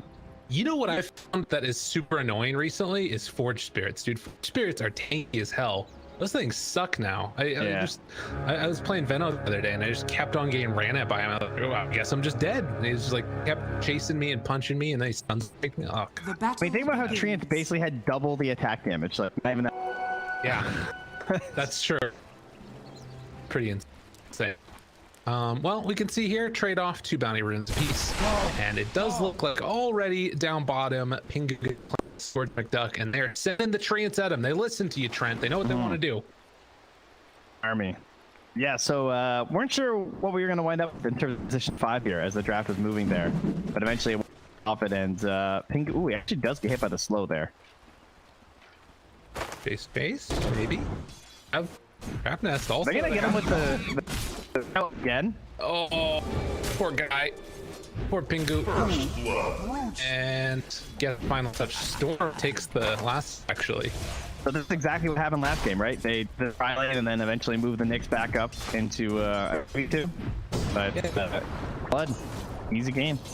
They're playing that obviously as, so they're doing it into the off lane here, and I feel like Old White is not going to have as good of a time, most likely, with the inability to like pull the wave back and get it under control. Maybe though, who knows? Yeah, well, I mean, at the same time, he's also body blocking the small camp. I'm sure they don't know that there's actually an Oz blocking it too. So by him running around that little circle, oh, almost got Pingu's courier, but Pingu's going for the body blocks. Trap. Oh, Radiant's courier. he's a big bug. Takes care of it. Well played. He didn't get courier. Can you do that? No, I don't think so. Yeah, I need to be. I can't say I've ever tried, but I would have seen it by now if that was possible. Ooh, Pingu. Oh my god, I think he's not dead. No, that's just level 1. Good amount of damage, but Trap Nest also looking like he is going to fall here. Yes, they get range. Unfortunately, Scourge McDuck, no permanent agi. Man, he got cut up. That's really what did him in there. Blightstone not hurting though as well for Pingu. Gives a little bit of threat if they want to fight. But yeah, back to the other lanes. They're also occurring in this game. Even in the mid lane right now, Crosswax and Volker versus the SF. So he's after a little bit pleased for the first levels. Getting some denies here. Had to tornado for that one. Gonna try and stack up a couple of these raises, and Lil Nick needs to be careful about his positioning. He walks back in. P1 thought about going for another one, but not gonna go. Oh no, he does. Didn't get the repline stack though. A little bit too late on that one. Well, yeah, as we might expect, Old White definitely feeling the brunt end of this one. He's just gonna get chased around by Vol. Wait, what? What did he just ferry? He just ferried at 1 stick. That was it, I think. I think it's gonna help. I don't know, man. It doesn't actually sound that beneficial here. I guess if he's can actually contest in the lane by the anchor smash and everything, but right. And not looking too hot up here. He is actually just getting walked at by as well be Venomancer in this game. He's actually just getting away by being Shadow Shaman, who can also bully just as well. The only issue will be if this costs him in the bottom lane with the tri-lane happening, but so far it's okay. Yeah, and I mean, we're gonna get back in one. The Nature's Prophet trying to connect and pick up his item a long way. Trap Nest going for a walk up towards tops. This is the last time, like you said, him eventually leaving. Yeah, and Pingu did also find the ward there. So the 4-minute small camp will spawn. Be able to get a pull there. Not able to connect. Saw that the tornado could be there for the SF. Anyway, there is an obs ward and that Trap Nest is approaching from. So unlikely to hit that one. And likewise, exact same situation. As he's also in obs as he looks for this 4-minute rune. I mean, I think that they've kind of done their job though. This is looking really solid, I think, right now for the cut, right? Like Old White's still level 2. They will kill Pingu down bottom, but I don't think they get much. Like as long as Scourge McDuck's having like an okay time at this point, and I mean he is behind Nico for sure, but yeah, I think Lil Nick just denied the rune away from P1 as well. Ooh. As they were kind of duking out with the supports on the top. The 2 mids went to fight at the bottom rune, and so obviously no bottle for the Invoker, so he just wants to make sure the SF doesn't get it. They probably know that. Oh, mid! Okay, he's out of mana. No mangoes. They don't know necessarily that the Nyx is back. They had a pretty good idea for where he came from. I don't think he's actually now he's under that ward. Old White, he almost got the TP out of there with the silence. It was a nice play. But then bottom? Wore out as bottom, huh? Maledict down. Scourge McDuck, is he gonna die to this one? He's taking a lot of damage. He's a little more, I think. Oh, yeah, he's out of range. Ooh, 40. Then the salve. That's unfortunate for Jiang. And yeah, nighttime comes in. Old White is level 3, and they're diving freaking Nyx underneath the tower, basically. It misses the Spike Carapace. Denied. Not all in easy lane. They're really getting the business end of it. Scourge McDuck now. Chase up on this top side. And the Maledict Storm finds the kill. It actually feels like he's trying to play Enigma, like the same way, you know what I mean? Like he got put into an isolated lane. He's someone to just like pull the lane back and be all right with it. But even dewarding a small wasn't enough to save it. And Tide is a hero that you love being far ahead on as an offlaner. Like he really abuses gold.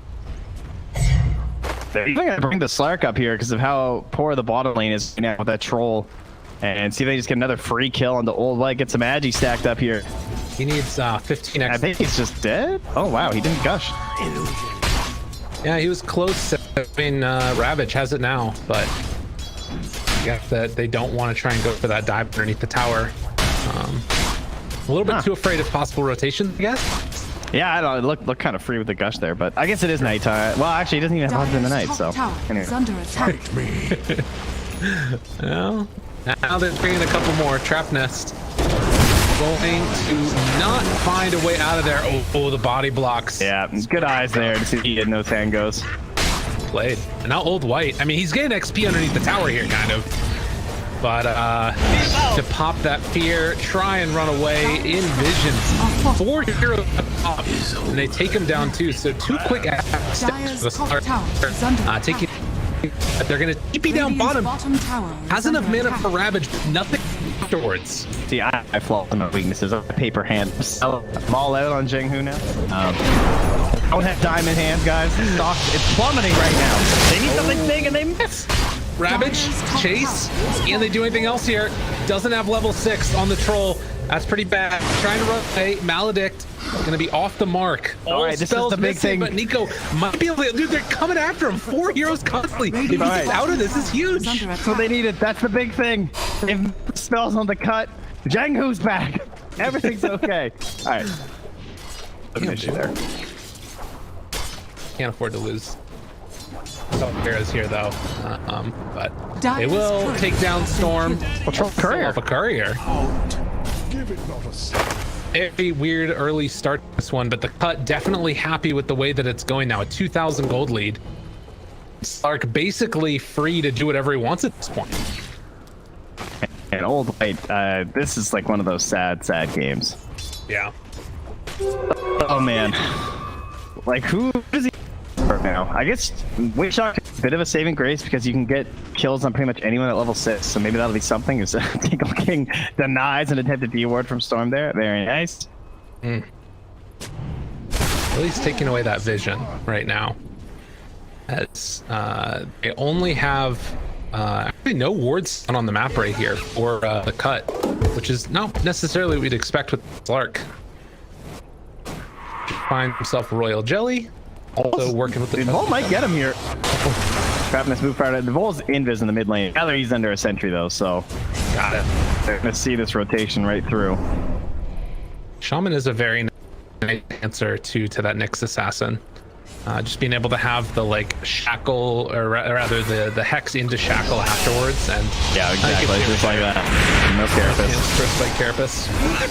Trapnest pops it afterwards. Storm tries to turn this. Coconuts bouncing back and forth. Is there any follow-up afterwards though? Go tries to chase down Little Nick, and P1 with a couple quick raises, they will take down the Invoker. Bad. Ooh.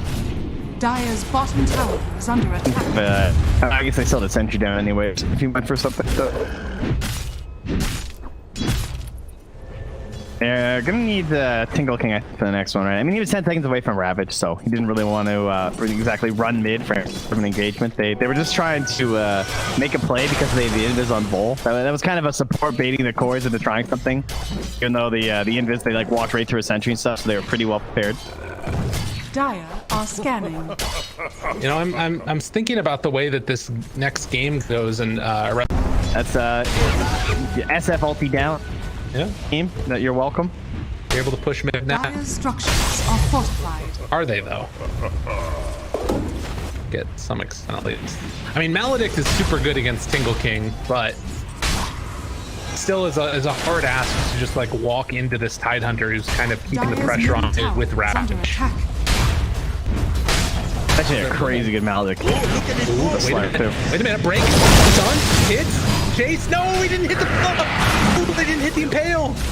Trying to run in here with Old White. They get the shackles on this Night Stalker, but that's not the damage deal.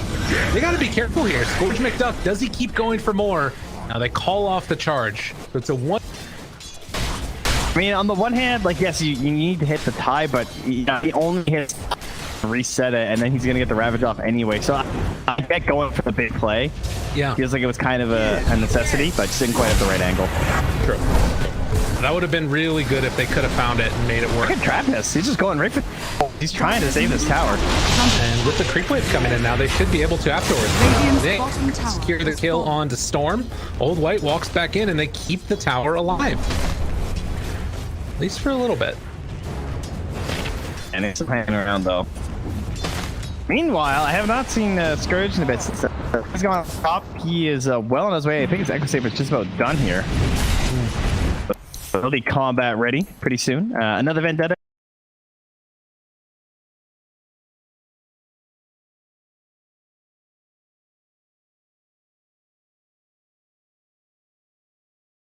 For a minute, so yeah, he is not invited. Why don't you go punch the small camp next to mid and circle next to you? And yeah, we'll see you later, bud. Ooh, this is a really good setup. They just open with Impale. Well done. Is that was it a nice smoke? Enough? That's not third here. race? Oh, here we go. Here we go. We're just stalking. Yeah, nice timing. Yeah, there you go. That's where you need the Witch Doctor line, though. Wait for it, you know? You gotta get some levels up here, Storm. Come on. What level is it, Witch Doctor? It's bronze, actually. Gotta work on that. Very important. I think you only need silver for it. And it's an all chat one. It's very useful. True.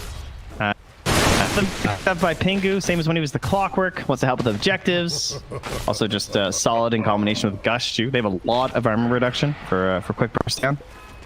He wants hunting with his Yules though. Control alt the Ancients. I'd have to use it. They're moving in.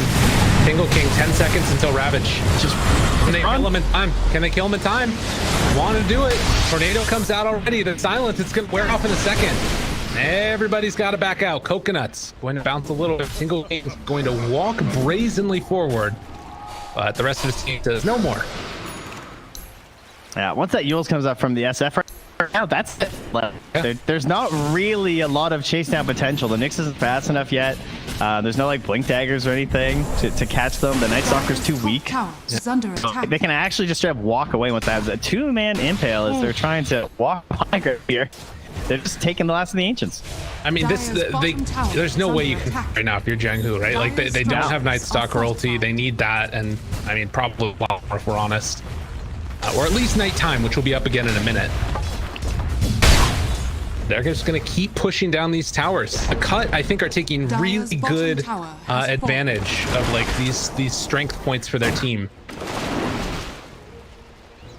Just need to make sure that they don't go a little bit too exuberant. True. It is SF. You know, suddenly you get hit by a big fear. And, yeah, get a couple kill streaks ended with the Night Stalker. Meanwhile, he is under a sentry. He gets hexed up on the next top of a second. That's Hobbs. There's a sentry. Yeah, there we got him now.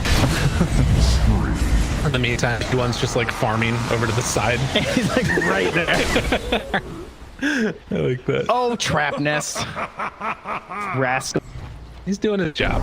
I'm surprised this is only a 2K lead. I think the troll has been very driven in his farm priorities, and that is helping a lot. Because it feels like things have been going way more the Cuts way. The seeds of fortune. How good is he going to be, though, in this game? That's kind of what I'm wondering here. Well, no. Pico just, again, farming while his supports die. It's a class move. It's like a KB game, eventually. Yeah. Like, once he gets there. Right? Dire's top tower. You can get that little bit of lockdown. Speaking of lockdown, oh, they went for the support kill. Everybody shows up, tries to outrun the Rapid. It's not going to happen. They popped the ulti already from the troll, but the rest of them not coming in. Looking for the ulti afterwards from the Shadow Fiend. Hits the fear onto everybody. Vol kill. So a 1-for-1 exchange, but you're definitely out off of that. The main problem is the troll is just going to be a hero that plays well from behind. We're talking about getting BKB, but that's not the first item you want on troll. Silence, nice combo, hit the stun afterwards. Pingu gonna try and keep him alive. P1 walking in, trying to get the combo into Little Nick. It's not enough damage. Old White still chasing, wants to kill him off, but where's the follow-up? Nick is getting away. They can't right-click him. Out. Tingle keeps throwing him down. They're tickling him. Old White has nothing. Just doesn't do any damage. Yeah, man, that is unfortunate for Jiang, and the cut looking really good in this game number 2. Liking what I'm seeing from him. More? Finds the Nyx. Storm thinking about helping. Spike Carapace afterwards. Coconut bounces once. Mega dead. Pengu finding more. Storm he ate his way out with Pulling Blade, but just walked into more trees afterwards, and it is completely falling off the rails right now during nighttime. Yeah, they still have wards too. They don't even need it for this tower. I think you should just use the trance and erode the wards. Oh, shaman players, why do you hate me so? I guess the trance are only level 2. Yeah. Thank you. And, okay, it is nighttime and they have ulti. All right, never mind. This is fine. I retract my previous statement. I would much rather have a shaman who just throws down wards than holds wards too. So you know what? It's fine. It's okay, Wolf. My bad. I like to see the backtrack. It's great. I am an analyst here. We're very good at it. Speaking of, sort of waiting out for the right decision, which is not what you said at all. It's coming out for Night Stalker. He is getting closer and closer. He is on the road to recovery. You like this? I feel like the way that he ends up making a comeback through like conventional items. I don't even know what he could build that would help, honestly. Attack speed is super good on this hero because you get flat bonus damage on your ulti. So the Midas is a little bit better on this hero than others. This far behind. Pink, he's actually put the sentry down. Run, sentry, and there was a Nyx directly under him. Just oh my god, that's sitting so there good. for so long. That's ult. It's tingling, right? It's like something's amiss. How do you I'll press it?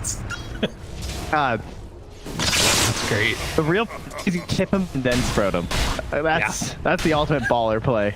That'd be really good. These guys want to win though. They're putting a lot of pressure on themselves, you can tell. I like this ward too, though, by the Witch Doctor, placed over in the river. It's actually under, but I don't think they're going to be able to see it. It only gets caught if you put an obs on the pillar, because then you'll get the flying, high vision or whatever. Oh, interesting. Okay. Other than that, you're all good, right? Oh, well, now they see it. Or you make trees out of it. It's like, oh, nice. Oh, wait, they didn't take it out, though. I don't know. Maybe they didn't. Nah, he must have seen it. I guess not. I'm not seeing it. He just made the ward even better. I mean, to be fair, I wouldn't have been looking at my treants either. He's probably just looking at the pillar and his camera not on the spot. Oh, God, I need this ward to die. It's not going away, man. It's here forever now. I'm watching their vision. Someone's gonna see this. Ward too, though, by the Witch Doctor, placed over in the river. They're gonna go for it. Or he's far away, but I don't think they're gonna be able to see it. Now Slade gets be like, yo, guys, what's going on? Vision. It's happening.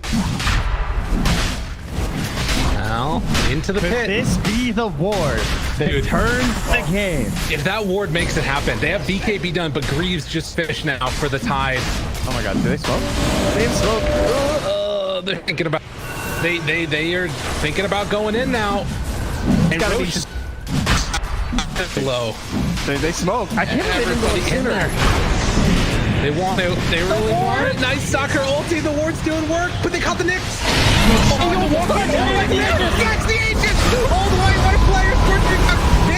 They're gonna pop the ulti afterwards, fear everybody away, storm off to the side with hit ulti. Pingu tries to back out of there. He goes to back. Get away if possible. The ulti coming from the Nature's Prophet. So they get Aegis, but they'll lose 2 for 2. That's fine. They snatched the Aegis. Now the downside is didn't burn the Ravage. I can't believe that ward just worked. sustains. Damn, dude. Dota. What a game. And they got the sentry too at the same time, so. Right. Well, and that's the thing though, is you see like the area right there. They dropped a sentry just outside the pit because they're like, okay, they're breaking the Slarkle. They knew that they had vision there. Oh, what a big play. That's a killer on the replay watch. How did they get us? Yeah. How did they know? Now, Nick now. Gonna skip out. Pingu's gonna be fast forwarding that part where the tree ants just walk over it. Yeah. Yo, no, ignore this part. Don't look. All right, what do we have now? P1. He's in a little bit of trouble. They're moving in to catch him. And we'll have the Shackle follow up. So P1, Dual Scepter afterward. And a couple quick punches ensures that Scourge McDuck will get a little XP, or rather permanent agi from that. Shockingly, not gonna pop his beat there. Probably a good decision. True. Very. Oh, they missed the Maledict. X immediately afterwards. Missed the stun. Don't look, buddy. Don't look at it. Game is hard. He's trying to TP out of there. They're gonna kill the Doctor. Misses the tornado. The worst part was goes from there. At all. Yeah. You know, he's got nothing better to do. Yeah, they're gonna be able to secure this tier 2 tower. It is post 20 minutes. That's something at the very least. Is under attack. Now, the downside is that it was only the first stages. It's still good. Has fallen. But first stages tends to be like the securing the map, not necessarily breaking high ground. It just, Right. although they have wards, and he just threw up those little Rasta shakers, and he's in there. Okay. So who needs an Aegis? Apparently. Snakes don't. They're just gonna try and beat it down here with P1. They still have Ravage available. Tried to sidestep the tornado, can't quite get it. The duck's going in. Spike Carapace, turn around and Pale, not coming out.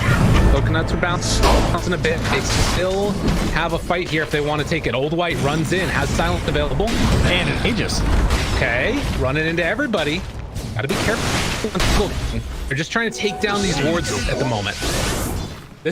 So this is a big Ravage if they hit it. 4 people. Witch Shot ulti afterwards, doing some good damage with the Maledict. Pop the Greaves, and they stop the pressure, at least for now. Scourge back in. About jumping. Old White, he's gonna die here, but that's only the agent. They want to ensure that they get the melee racks. He saved the pounce though. Chase, Silence. Okay, backs away. No more night time, no more ulti for the Night Stalker, and it looks like they're just about to get the range track, so at least come close to it. 39 HP. Oh, okay. Dire Just are creeps. scanning. He's got the shard. He's making some snakes over here on Vol. Well, 9,000 gold lead now for the cut, as they have this couple minutes pretty wide open. All right, now ping TP, bud. Oh, just got the back to back. Damn. That'd been good.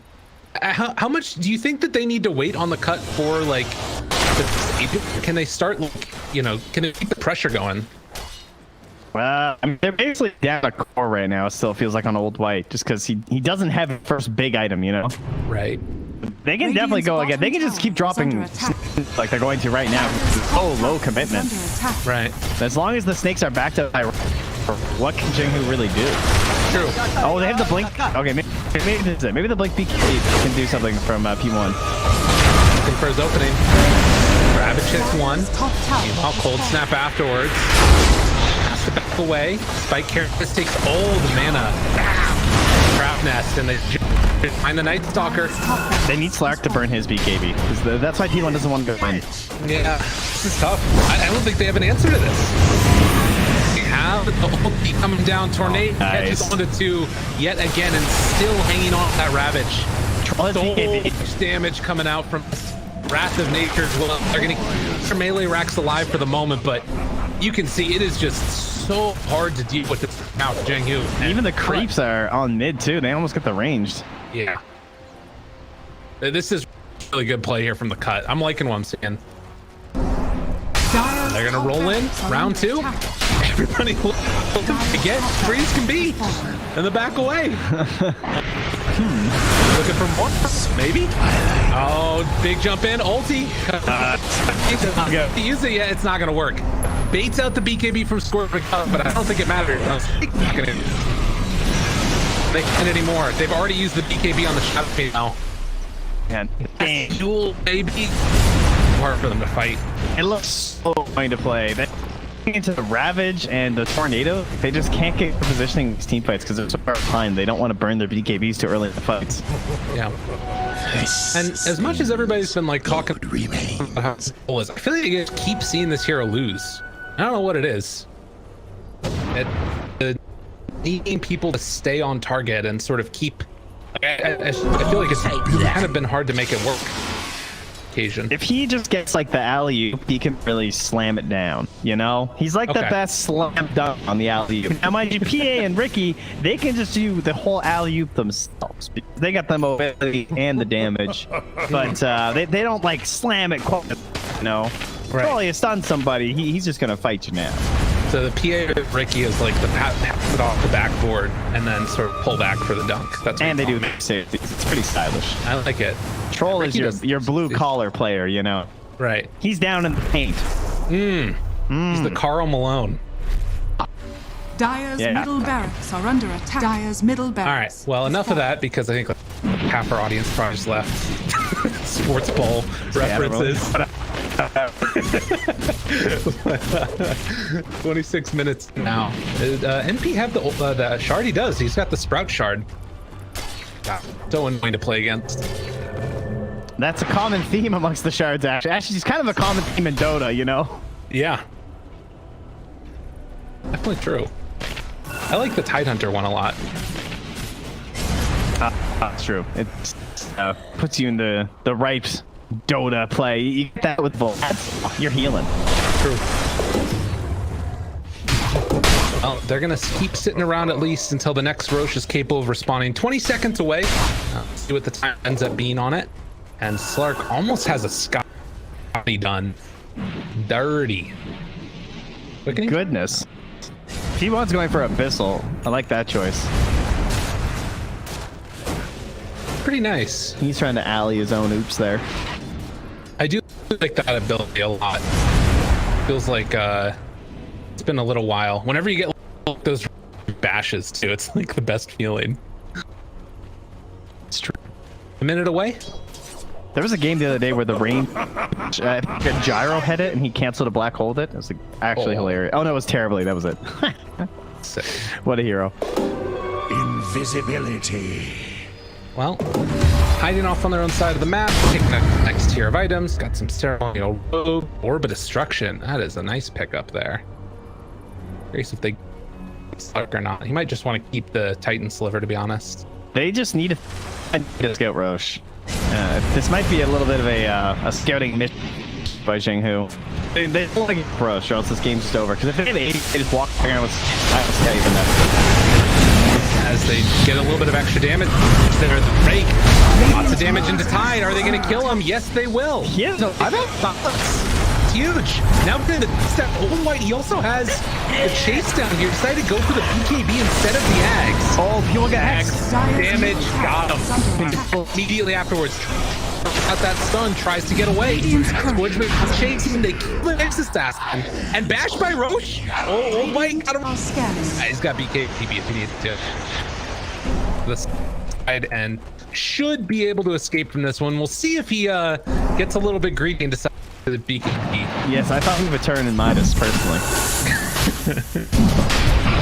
That's that approach. This is what you want to see if you're the cut. Yeah, no way to stop this now. And a break going back the other way. The silver just finished by Slark. Pretty cool. Well, like you said, he has BKB as this Aegis is going to be clumped here, giving the cheek over to Little Nick. I'm not sure how much changes things, and like he's going to be able to ensure that he can get that silence off onto the Tidehunter. It's all BKB timings across the board. Dire are scanning. How do you win this fight? With Slark having an Aegis and a Scotty and a Silver Edge, a Titan Sliver. Tell me, Trent. I want to know. I'm gonna let's when they do it. I like it. Nice. Seeds of fortune. All right, 10-second BKB on Old White. He has accomplished his goal of finding an item. I am glad he didn't go ag, so I don't think that's gonna do anything. Okay. I think BKB's likely to at least have success. He needs to just set up for play by P1, but P1 is a level 20. Howard's going to a talent is level 20, so he got that damage amp to plus 30 now, and obviously when you have such high attack speed, that's pretty crazy.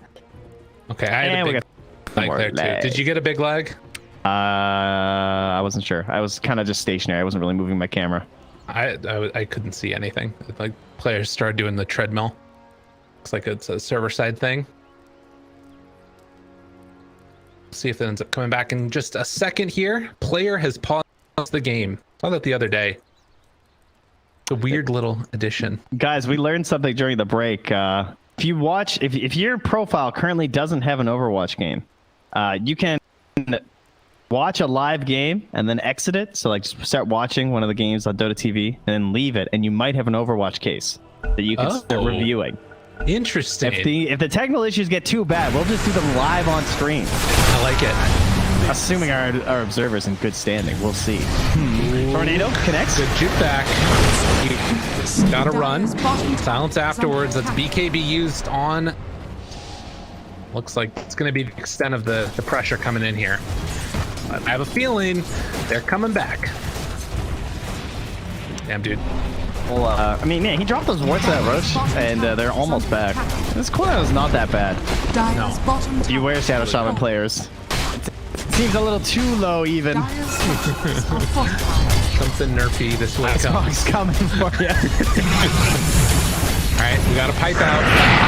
Oh, Eco tries to get in on top of him, wants to blow him up. Silence is there afterwards. No Ravage used. Cheese turned over. Trying to take down P1 here. Broken, chased down. Troll on the other side. Who can you help? Tries to for the Requiem. Not going to happen. Little came in and disrupted that fight. Now the Ravage is going to land only onto 2, but it looks like it's enough. As one by one, the cut are going to fall. Or rather, excuse me, you are going to fall and the cut are going to take the win. Yes, they're falling all over themselves to these tier 4s to victory. Right. As they asserted a little bit of dominance in this one. This one did not look very close right from the get-go, particularly just like out of the laning stage with how hard they made it feel for Old White. The hero to zero story for our dear offlane player. It's true. I mean, you're playing Night Stalker solo.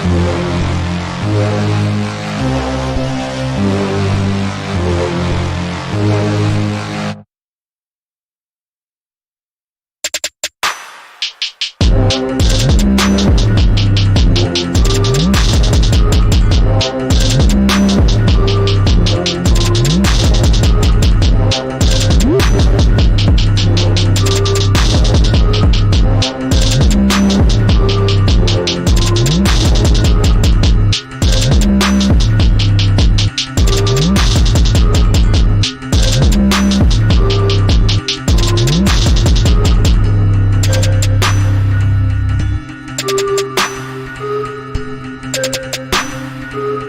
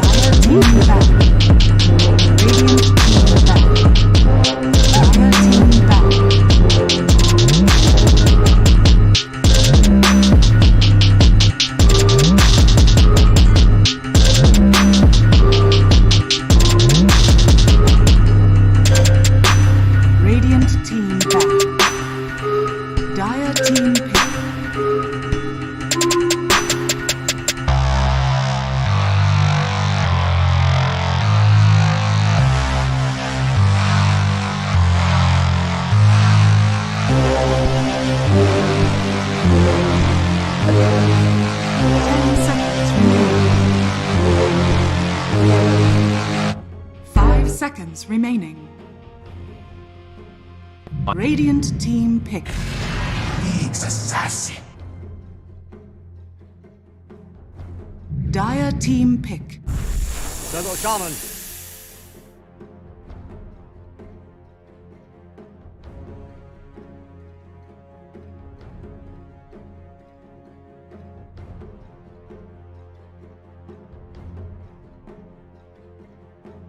Ten seconds remaining. 5 seconds remaining.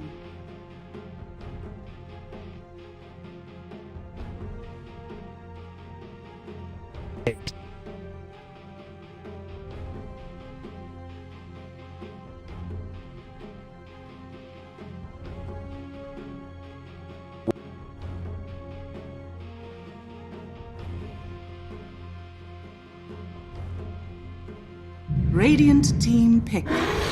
The undying wakes. Dire team ban. Invoker.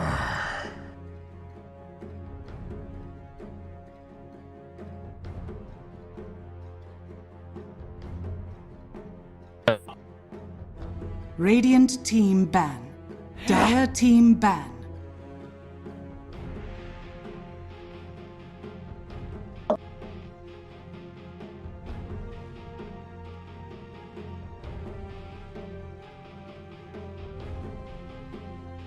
Radiant team ban.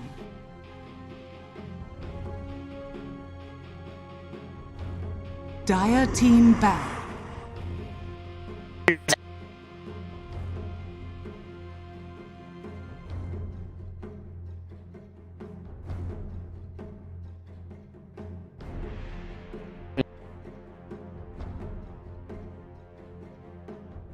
Ten seconds remaining. Radiant team ban.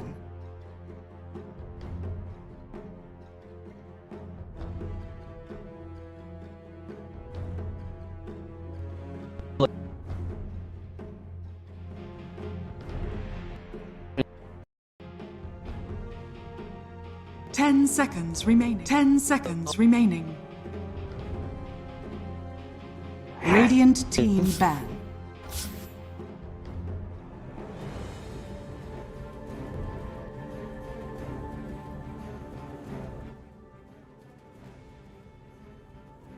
Radiant Yuk, team hai, ban. tes. Oke.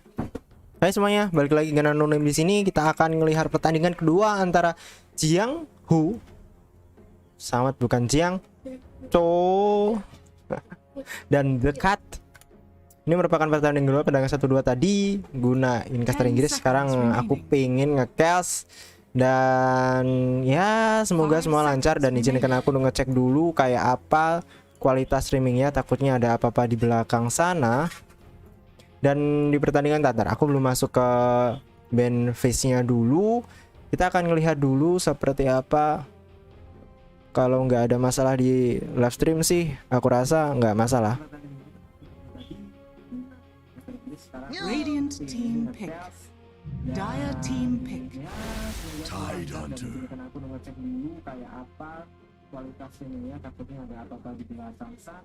Oke, aku rasa nggak ada masalah sama sekali, dan suara gamenya aku rasa kedengeran ya.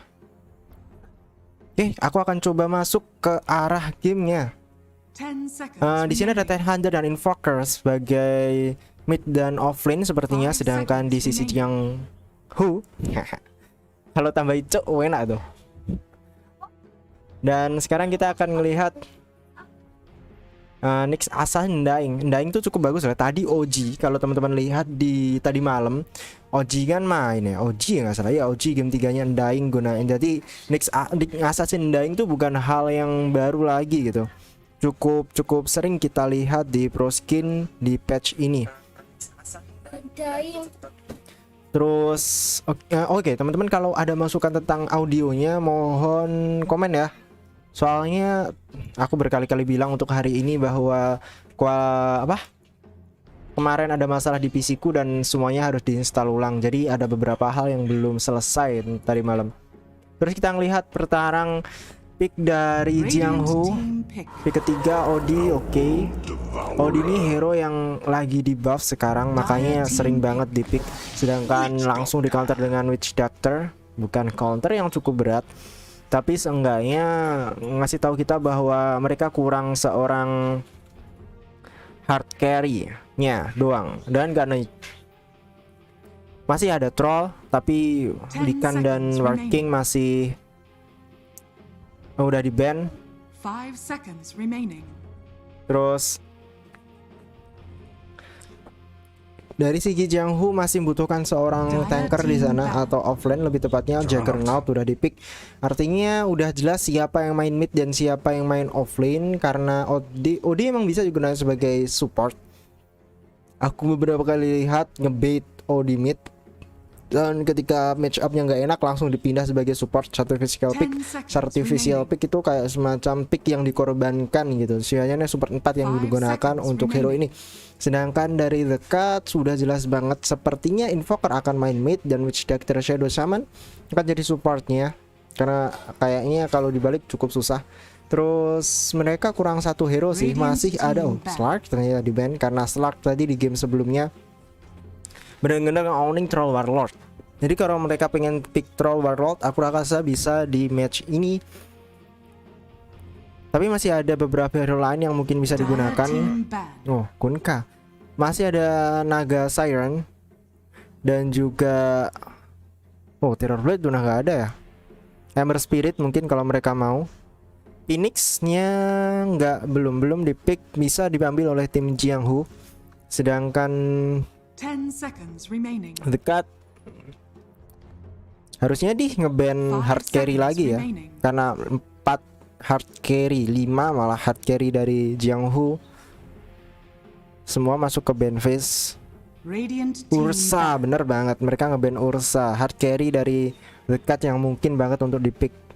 Sedangkan dari The Cut, aku nggak bisa bilang bahwa mereka harus ban support, karena Odi bisa jadi sebagai support, bisa jadi merupakan tactical draft pick belaka. Mereka bisa ban ke arah mid lane, mungkin Storm Spirit atau seenggaknya Pukna, untuk bisa biarin Invoker nanti enak banget untuk di mid, karena QOP juga masih ada. Akan jadi suatu hal yang cukup sulit nantinya kalau nggak ada kalau mereka pick hero mid dari Jiang yang bisa counter untuk Invokernya. Oke, makasih teman-teman yang udah mau gabung, dan ntar aku tuh cek live chatnya. Aku rasa nggak ada masalah sih ya. Kalau ada masalah coba deh bilang. Sama Magnum, makasih banget udah subscribe. Nice, udah dapat banyak view sekarang sih, maksudnya ini gitu. Dibandingkan dengan channel kecil ini. Dan kayak gini lah di channelku, kadang aku bahasa Inggris, kadang aku bahasa Indonesia, tergantung bisa atau enggak. Kalau bisa emang kenapa keluar? Oke, kalau emang bisa biasanya aku akan gunain bahasa Indonesia. Tapi kalau emang lagi nggak bisa ya maaf kalau dengerin yang bahasa Inggris. Oke, Anton Prayitno, makasih banget udah mau gabung. Di like nggak apa-apa kok, aku nggak marah kalau di like. Oke, sekarang kita akan lihat 19 detik terakhir. Batrider ternyata, benar-benar Batrider, salah satu hero yang sering banget digunakan oleh turnamen sekarang untuk bisa ngisi posisi mid maupun posisi 4, karena fleksibel banget hero-nya, bisa flash farm dan punya kemampuan ngeharas keras banget di arah lane. Tapi kalaupun mereka pick Juggernaut, seenggaknya kalau mereka pick Batrider, seenggaknya Juggernaut masih bisa lah untuk ngelawan Mars. Di sini setup yang sudah cukup bagus, Juggernaut gak dikombo sama apapun. Dying dan Nyx akan menjadi seorang supportnya. Sudah kelihatan line up-nya, Odi versus Invoker di arah mid lane, dan ini hard carry Rikimaru hard carry. Salah satu counter dari Mars ya, karena trick of trick dan lain sebagainya lah. Dan aku rasa walaupun gak dikombo oleh masing-masing tim hard carry-nya, tapi aku rasa Kalau ditanya ya, dengan match up seperti ini aku rasa Rikimaru yang punya kesempatan untuk menangkan game. Karena Juggernaut perlu mikirin banyak hal untuk bisa nge-kill satu hero di arah sana. Karena nanti kalau buang Omniscell Skeleton Hunter doang, aku rasa itu bukan keputusan yang bijak. Kalaupun ingin naket Invoker, dia punya Ghost Walk dan Juggernaut harus siap-siap sama Dash. Jadi intinya nggak bisa sendirian. Kalau ke arah supportnya cukup sulit nantinya karena punya heal dan lain sebagainya. Aku rasa Rikimaru yang akan menjadi orang carry yang bersinar kali ini. Tapi teman-teman, itu merupakan analisisku, belum tentu benar, tapi mungkin juga bisa salah.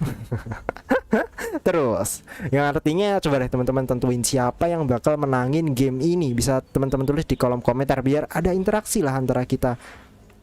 Karena terlalu biasa ngomong sendiri, makanya ya kayak gitu nggak enak pak, dicuekin bertepuk sebelah tangan gitu kan, tahu sendiri rasanya gimana. Oke, kita akan melihat pertandingannya. Aku dukung Rikimaru. Kalau kamu dukung siapa? Di apa maksudnya? Aku Mars. Mars, ternyata adikku di sebelahku dukung Mars. Mars tau nggak yang mana? Sing gede kuwi, sing nggo tameng kuwi. Oke, bener banget. Mars yang pakai tameng. Dan kita akan lihat Next Assassin. Next Assassin yang mana? Kalau cingkung laba-laba. Oke, benar. Kurang lebih bener lah. Good luck. Aku rasa tim ini deh yang akan menang, timnya dekat, yang punya Rikimaru di dalamnya. Dari segi big face aku rasa cukup meyakinkan karena Juggernaut susah banget nantinya untuk ngekill. Coba teman-teman siapa? Ada nggak sih yang komen? Siapa sih yang bakal menang? Nggak ada yang lihat. Bentar. Oke, aku tunggu. Aku ngecek live streamnya dulu. Apakah ada yang bermasalah?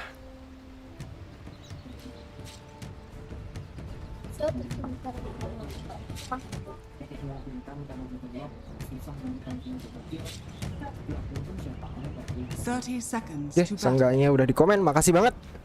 Kita akan lihat pertandingan terakhir sekarang antara dekat dengan Jiang Ho. Alt white ya, bukan alt 11 ya. Bentar. Aku coba ngerubah settingannya ke arah sini dari audionya. Ini biar denger aku. Oke. Pickle King. 2 untuk 2 harusnya. Dan di mid ada Lil Nick.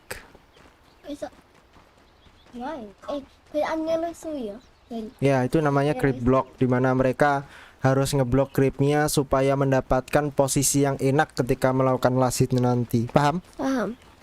Oke, kurang lebih kayak gitu. Match up di arah mid. Aku rasa cukup imbang sih kalau Invoker lawan OD, karena Invoker tuh yang GG atau yang bagus tuh regeneration dari Q-nya.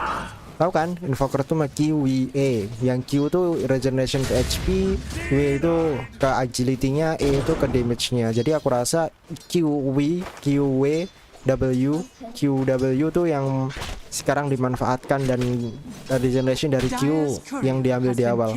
Regeneration Pingu dapetin kurir di sana, atau kurirnya mati? Oh enggak ya, Pingu dapetin kurir. Sementara di atas aku rasa harusnya nggak begitu besar. Tinggal King mencoba untuk lari. Oke. Strom coba untuk diharas. Ini Strom yang kemarin loh. Strom kemarin, oh beda ya. Strom kemarin ya. Strom yang kemarin mid lane kan, yang hampir bisa dapetin game tuh, yang Strom, yang sangat Strom, yang super Strom tuh. So bisa dapetin range creep, seenggaknya ditendang gitu ada seorang Pingu. Assassin tuh hero lagi apa hero apa? Early game nih Assassin tuh. Dia jadikan support di sini. Pingu sekarang dituju mencoba mendapatkan, nggak bisa ternyata. Pingu tuh hero support yang tugasnya untuk bantu Mars untuk bisa farming di situ. Sebenarnya dia punya damage juga, coba dapetin kurir dan berhasil untuk kedua kalinya.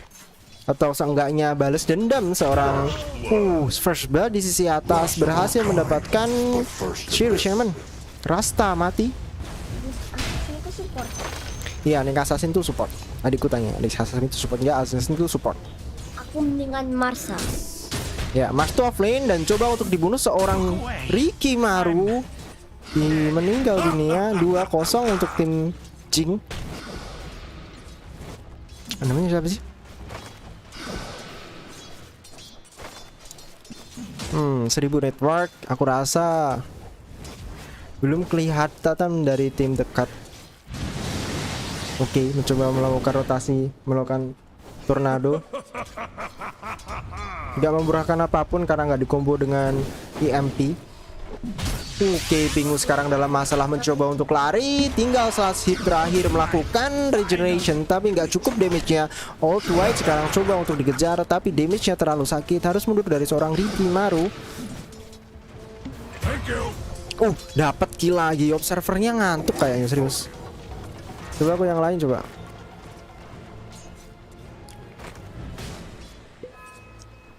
Storm ada di atas, kayaknya mereka pindah posisi deh. Storm ini Storm yang kemarin kan atau bukan? Aku lupa banget gitu. Second leg. 4 game yang cukup berat untuk tim dekat. Tapi aku rasa bisa lah gitu. Bagi teman-teman yang baru gabung, selamat datang. Tadi game 1-2 aku gunain bahasa Inggris, tapi sekarang karena ada yang nonton, aku coba untuk gunain bahasa Indonesia. Entahlah dia masih di sini atau enggak. Yang penting ya mencoba untuk bisa diterima oleh komunitas Dota sekarang. Apa yang di pause game? Di pause gamenya karena ada tactical pause, ada orang yang ngelak. Jadi di pause sebentar untuk bisa benerin koneksi. Paham? Oke, itu adikku tanya. Bagi yang udah gabung dan komen, makasih banget. Gitu. Oke. I feel live stream. Oh enggak, dia melakukan TNC gas jam 3. Oke, mereka kayaknya ngambil TNC. Sedangkan ini. Oke, aku pengen Galaxy juga sih. Galaxy sama TNC habis itu. Tapi aku percaya akan kalah view sama tim sebelah, sama channel sebelah, karena channelku tuh jarang banget muncul. Aku juga nggak tahu kenapa. Emang salah gitu.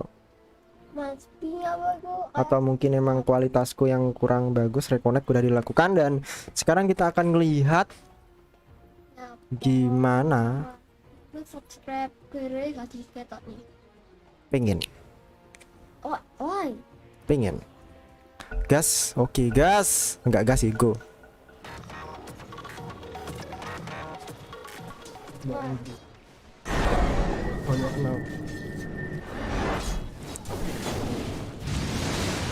EMP-nya mana? Enggak kena.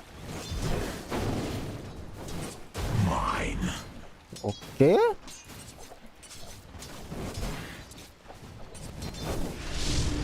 Langsung berputar. Nih Kogat. Coba dapetin.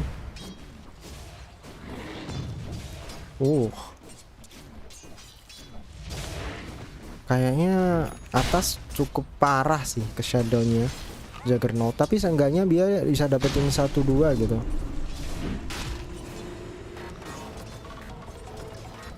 Di Golding kayaknya ini yang kemarin dah. Gila. Witch Doctor-nya meninggal dunia. Old White coba didapatkan, tapi damage-nya terlalu kecil dari seorang Ricky Maru di arah mid. Lolnik Viva La Vida, namanya aneh banget. Red hit cukup sakit karena Audi. Aku rasa Ricky Maru better Fury sih. Aganim Ricky Maru tuh sekarang di buffnya. Nggak gunain Aganimnya, dia bisa ngebalikkan keadaan game nanti. Tapi biasanya better Fury dulu sebelum Aganim. Sementara di atas ya Juggernaut kita tahu sendiri lah, karena bisa scaling sampai late game dan early gamenya juga nggak seburuk itu. Menit kelima mencoba mendapatkan dapetin 1 untuk 1 di arah bawah, 2 untuk 2 harusnya karena ini belum diambil. Sementara ini bukan merupakan hero bottle dari Odi dan Invoker, makanya nggak terjadi perang di arah power rune. Sementara itu di atas coba dapatkan seorang Tide Hunter. Diinisiasi kalah Old White. Damage yang cukup enggak, ternyata stun connect untuk membantu. Pingu datang untuk mendapatkan Old White, berhasil dapetin kurir. Old White belum mati tapi langsung pulang gitu aja. Jadi seorang Pingu coba untuk dikejar stun dari Senta, nggak membuahkan hasil. Oke, coba untuk blocking amat sangat bagus, masih punya dissimulate.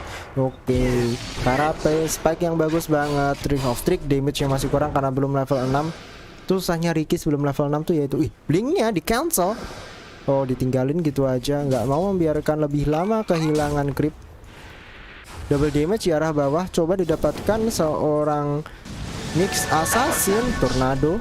Loh, nggak ada EMP, selalu nggak ada EMP. Stun connect arah invoker, fall datang untuk membantu. Damage-nya nggak ada. Follow up yang terlalu lama dari seorang Odi, nggak berhasil untuk mendapatkan atau seenggaknya nyicil seorang invoker. Banyak banget hero basic attack di Dota tuh termasuk cukup banyak, karena ya kebanyakan emang yang diandalin tuh basic attack di Dota. Jarang carry yang dari coba mendapatkan seorang Undying, belum untuk mati. Juggernaut datang untuk membantu, teman-temannya nggak ada yang TP, dapat mati dong kurirnya. Enggak, ternyata Koi Witch Doctor duluan yang didapat, langsung TP out dari seorang Rasta tuh Shadow Shaman, sorry banget, aku seingatnya Rasta, kan Dota 1 kan Rasta.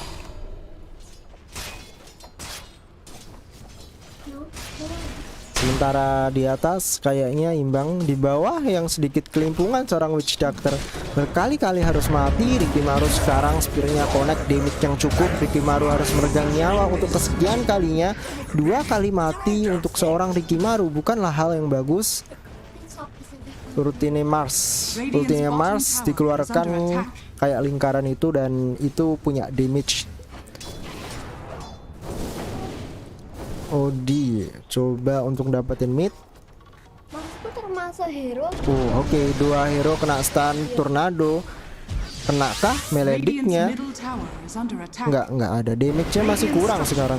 Di mid udah ada Meteor Hammer kah? Meteor Hammer dari seorang Odi di menit 7, bukan hal yang bagus untuk tim dekat. Sementara itu Battle Fury belum kelihatan batang hidung dia di arah Ricky Maru. Sementara itu kalau with Battle Fury, wah, buruk untuk tim dekat. Ricky Maru nggak akan punya kesempatan untuk farming ketika Maelstrom dibullet oleh Nekogat atau Juggernaut, karena itu dia pasti bisa online untuk melakukan fighting ketika dia punya ulti. Jadi bukan merupakan hal yang bagus untuk tim dekat sepertinya, karena build itemnya udah dihadang sama tim Dire. Oke, dari top turn under attack cuma mendapatkan seorang Pingu, berhasil untuk dapat efek meledik. Damage-nya nggak ada. Tornado datang membantu dengan build EMP.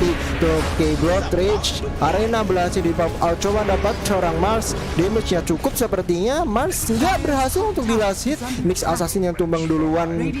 Ricky Maru mencoba melarikan diri. Oke, Off Distortion mencoba mendapatkan siapa di sana. Gede banget. Witch Doctor harus tumbang. Rasta Clariter birit-birit di. Oke, Nekoga juga datang untuk membantu melakukan spin Blood Fury dan berhasil mendapatkan Rasta.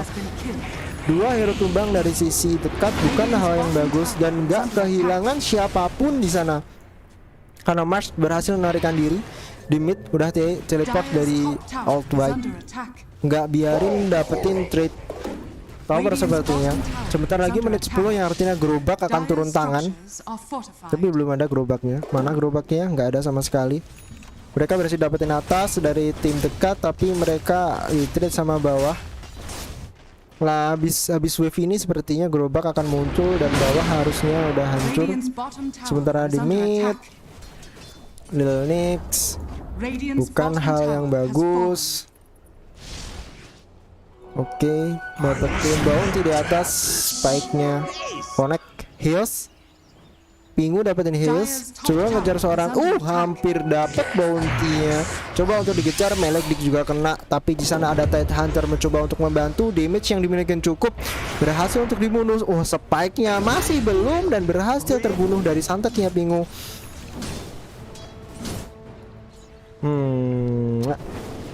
Tadi ya, maaf banget dengan semua yang terjadi di stream ini. Dan ya selamat datang bagi yang baru datang dan makasih banget atas semua supportnya. Kita sekarang melihat pertandingan ketiga antara antara The Cut dan tim Jiang. Ini lower division in Cina, jadi ya gitulah. Cina kan ya, kalau salah. NA, sorry banget, NA ternyata. Rasta gunain ultinya, Juggernaut di sisi yang lain belum punya ulti, belum dikeluarin ultinya. Tornado diambil combo, tapi Cinulas pulang duluan, mencoba mendapatkan lagi. Tapi ulti dari Rasta menghalangi mereka semua. Red Hunter sekarang sendirian. Oke, Ravage ke arah 5 orang, tapi full damage yang nggak ada. Harus tumbang sepertinya dari Juggernaut. Imprisoner ke arah Invoker berhasil connect kombonya. 5 orang masih berdiri dan 3 orang harus hilang dari sisi dekat. Bukannya hal yang baik. Jiang terus melakukan pushing, nggak membiarkan tim dekat mendapatkan objektif lebih besar lagi. Mereka hanya dapetin tower atas dan tower tengah, tapi kehilangan banyak objektif lain. Karena habis ini tower tengah pun akan di-trade sepertinya. 3000 network dikuasai tim Jiang di atas. Karena ini nih udah di apa bahasa Indonesianya, jadi dihadang sama Neko God. Buildnya dia nggak build Better Fury, buildnya menyonir yang artinya akan lebih online dibandingkan Rikimaru yang masih jauh banget jika ingin dapatin Better Fury. Di menit 12 3000 network lead itu aku rasa hal yang amat sangat bagus untuk tim Jiang. Networknya di atas, di ping, di tengah nggak ada siapapun. Oke, Rasta datang untuk membantu, punya efek dari smoke juga, langsung spin TP out, tapi harusnya durasinya cukup, enggak ternyata. Hampir kena dari seorang Juggernaut. Langsung ke first staff ke Hurricane Peak kayaknya dari seorang Odi. Sementara Lil masih farming dengan on spirit vesselnya, udah punya on shadow. Roshan dari kedua tim connect ke arah Rikin. Enggak, Rasta ternyata. Paul sekarang dalam masalah mencoba untuk lari 3 hero mengalungkan pengejaran. Timnya nggak ada yang mau membantu. Sementara itu di bawah ada Juggernaut. Smoke balasan dilakukan mencoba mendapatkan objektif seperti ini. Menuju ke arah triangle. Rikimaru ada di atas, ketahuan punya dash harusnya. Nggak mungkin nggak punya dash. Rikimaru coba dituju. Oke, belum ada Blink Dagger. Ketahuan Rikimarunya connect dong. Imprisoner setup combo dengan menggunakan Meteor Hammer, langsung di spear gitu aja, tapi keluar dari arena. Untung dapat di kill. Wow, hampir blunder karena durasi dari arena of blood udah habis, terus keluar dari arena. Untung damage-nya cukup, kalau enggak tuh beda cerita kalau berhasil melakukan trick of trick seorang Rikimaru.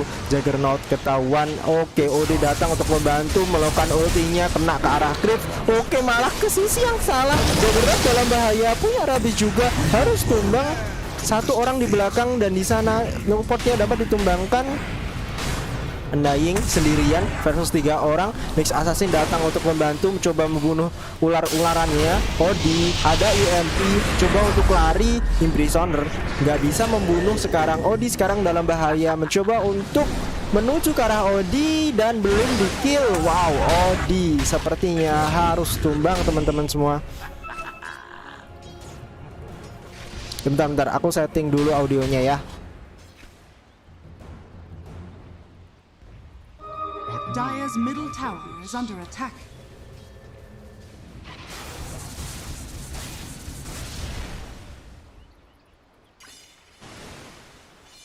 Yo, hai teman-teman semua, harusnya bisa sekarang walaupun agak sedikit pelan, tapi seenggaknya nggak akan ada hal yang aneh nanti di belakangnya. Sekarang kita akan balik ke gamenya dan sedikit besarin audio teman-teman semua.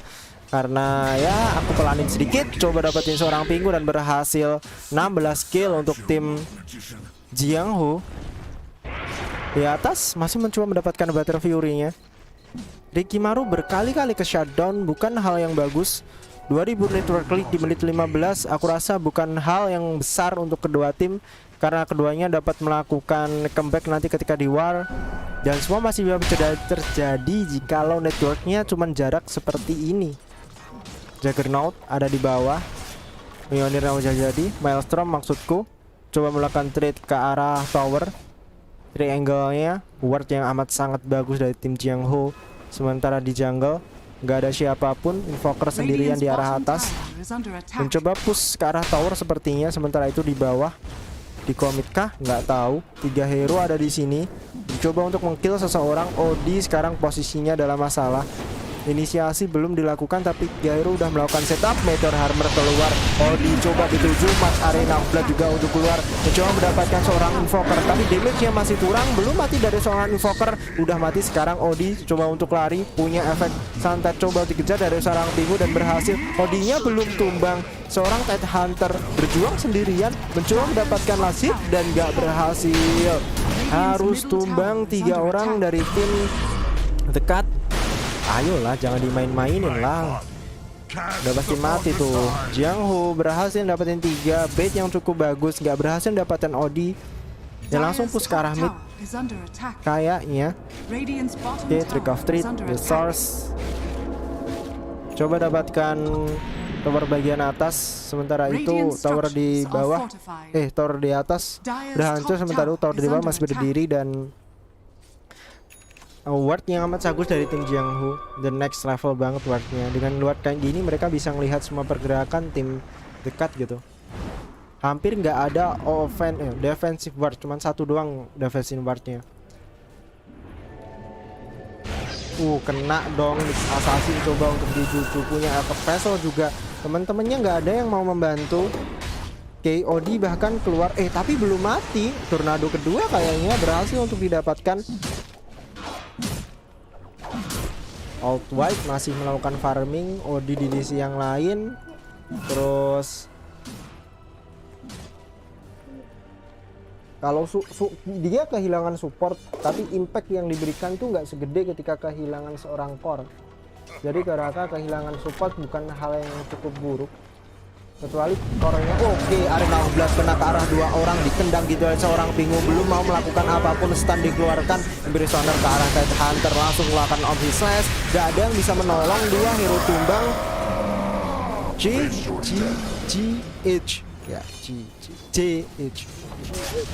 Benar-benar hal yang bagus dilakukan oleh tim CH.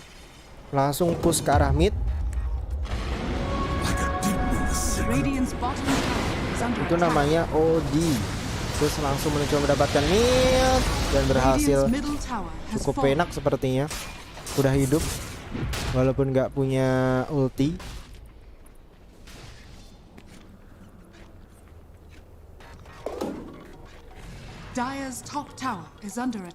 Sementara itu di atas tetap dikuasai. Tide Hunter datang kembali tapi punya ulti untuk sekarang.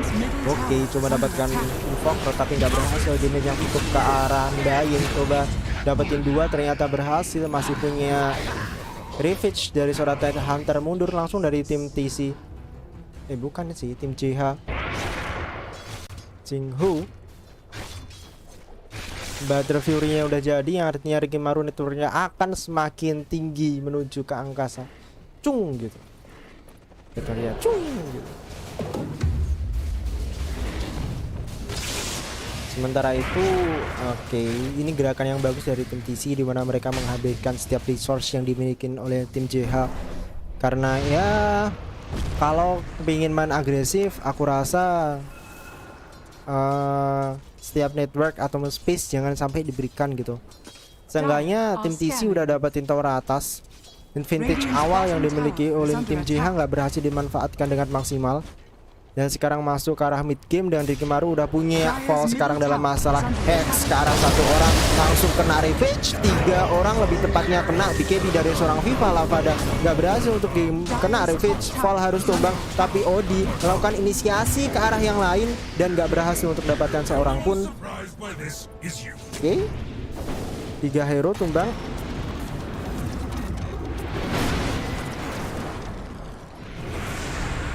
Dua hero tumbang lebih tepatnya. Di sisi yang lain kena spear. Invoker dalam masalah. Coba dapetin 4 orang di sana, mencoba mendapatkan seorang Rikimaru, langsung melakukan blink strike keluar, punya invisibility dari Tide Hunter. Rikimaru sembunyi di dalam, masih punya kedeteksi, melakukan smoke, dan berusaha untuk inisiasi, dapat blink strike keluar.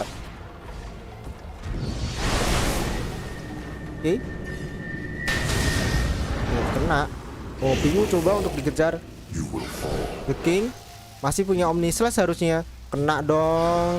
Tapi enggak, The King berbalik arah. Omni Slash dilakukan, nggak bisa berbagi dengan siapapun. Harus tumbang dari seorang Tidehunter.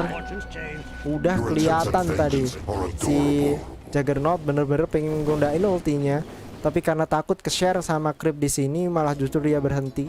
Tapi karena Tidehunter balik arah, makanya kayak Juggernaut ya udah all out aja, yang penting dapetin kill gitu. Misalnya cooldown dari Omni Slash digunakan, dan itu Tidehunter juga bukan hero yang miskin, jadi worth it banget untuk digunain. Rasta di sini coba melakukan inisiasi, terus Mars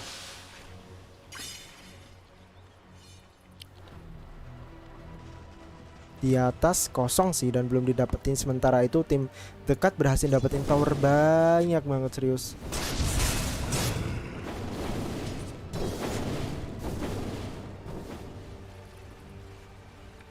Oke, JH coba push ke arah atas. Ada 5 orang sepertinya melakukan full inisiasi ke arah tower. Limba Nimbu Network sekarang break ke arah depan.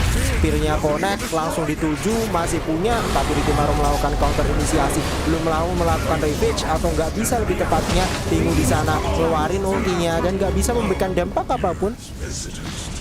Belum punya ravage dari seorang Tidehunter dan langsung kena punish. Udah diperhitungkan kayaknya dari JH. Jadi karena habis ngilain ravage, mereka mau untuk nge-push ke arah depan, dan tim TC justru memberikan objektif yang besar lagi dengan matinya mereka. Oke, JH Negogat sudah dapetin top, imbang kayaknya dari segi tower. Untuk sekarang kalau mereka nerusin mundur karena ravage-nya masih ada. Tim JH juga TC udah melakukan setup sepertinya. Mars di sendirian di sana. Coba untuk dapatkan, berubah jadi ayam, kena ular, kena smoke. Coba untuk dapatkan pick off treat-nya keluar, berhasil membunuh satu. Trap nest sekarang kena slow, coba untuk di stun tapi belum ada. Berubah jadi ayam, kena air vessel juga dan berhasil untuk tumbang. Bukan kill yang besar tapi 2 kill didapatkan. Yang besar tuh maksudku yang Nyx, yang killnya besar ke arah Mars tuh.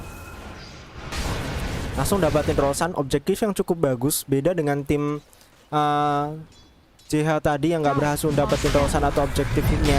Buyback dilakukan oleh Nyx Assassin. Oke, Mars 99 detik lagi. Ngulur waktu sepertinya dari tim JH. Berhasil untuk keluar. Omni Slash ke Omni Slash. Blink Dagger ke depan. Setengah nyawa hilang dari rosan, tapi belum mau untuk diteruskan karena ada Mars kan. Ravage-nya siap, tapi bukan hal yang bagus untuk huni rosan di sini dengan banyak, karena OD-nya punya BKB, dia bisa masuk dengan sesukanya nanti dan gak ada yang bisa ngentiin OD BKB atau enggak, sengaja nge-hold gitu. Sedangkan si Juggernaut udah punya Mjolnir. Rikimaru Aganim ternyata. Ring allow your target and allies hiding inside the far durations. Oke, nice one man. Coba dapatkan Neko. Oke, smoke stun connect. Coba dapetin ulti juga di pop out. Neko dalam bahaya, melakukan TP. Enggak, ternyata healing. Masih mencoba untuk lari. 2 hero melakukan pengejaran. Neko belok arah kiri, nggak kena ke arah siapapun, tapi malah bahaya. Tuh, kena dong. Mati di sisi yang lain. Coba untuk menahan teman-temannya. Ravage connect ke arah 4 orang. Dimungkinkan BKB-nya mencoba mendapatkan di sana 2 hero didapatkan oleh Odi. Tombstone berhasil untuk dihancurkan. Mars dan kawan-kawan berhasil untuk ngacak-ngacak. Odi dipegang nggak, ternyata Odi dipegang dan berhasil dibunuh. Rikimaru masih melakukan free hit. Out wide, coba untuk kabur, kena smoke. Low banget dari tim JH, tapi stun-nya korek berhasil untuk membantu temannya Pingu lebih tepatnya. Trick of treat, triple kill. Semua kill didapatkan oleh seorang Rikimaru. Wow. Arc of Corrosions yang aku rasa cukup bantu seorang Rikimaru farming lebih cepat lagi, dan dia punya health yang lebih besar sekarang. Cukup bagus untuk early item. Bisa dicontoh nantinya karena dengan menggunakan itu dia bisa melakukan comeback gitu.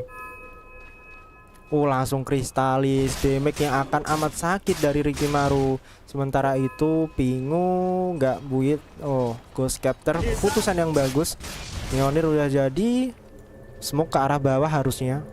Oke, ini Koga juga udah datang. Rikimaru cuman ilusinya doang, harusnya ketahuan. Smoke belum di pop out. Enggak, aku kira smoke pak. Nix Assassin masih meninggal tapi masih punya Rosan. Scan-nya belum digunakan, menuju ke arah mid dari seorang Old White. Roshan-nya di commit. Oke, Lil Nick gunain meteor dong, bukan hal yang bagus kita terjadi war nantinya walaupun invoker QE. Seenggaknya ada pentol-pentol yang guling gitu. Guling tuh tumpah atau enggak sih gelinding. Oke. Trapnest. Viva la vida.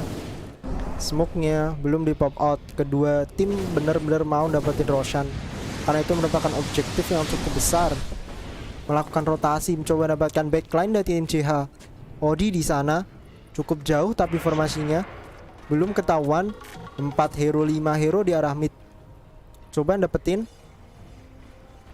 Oke. Gak bisa mendapatkan siapapun.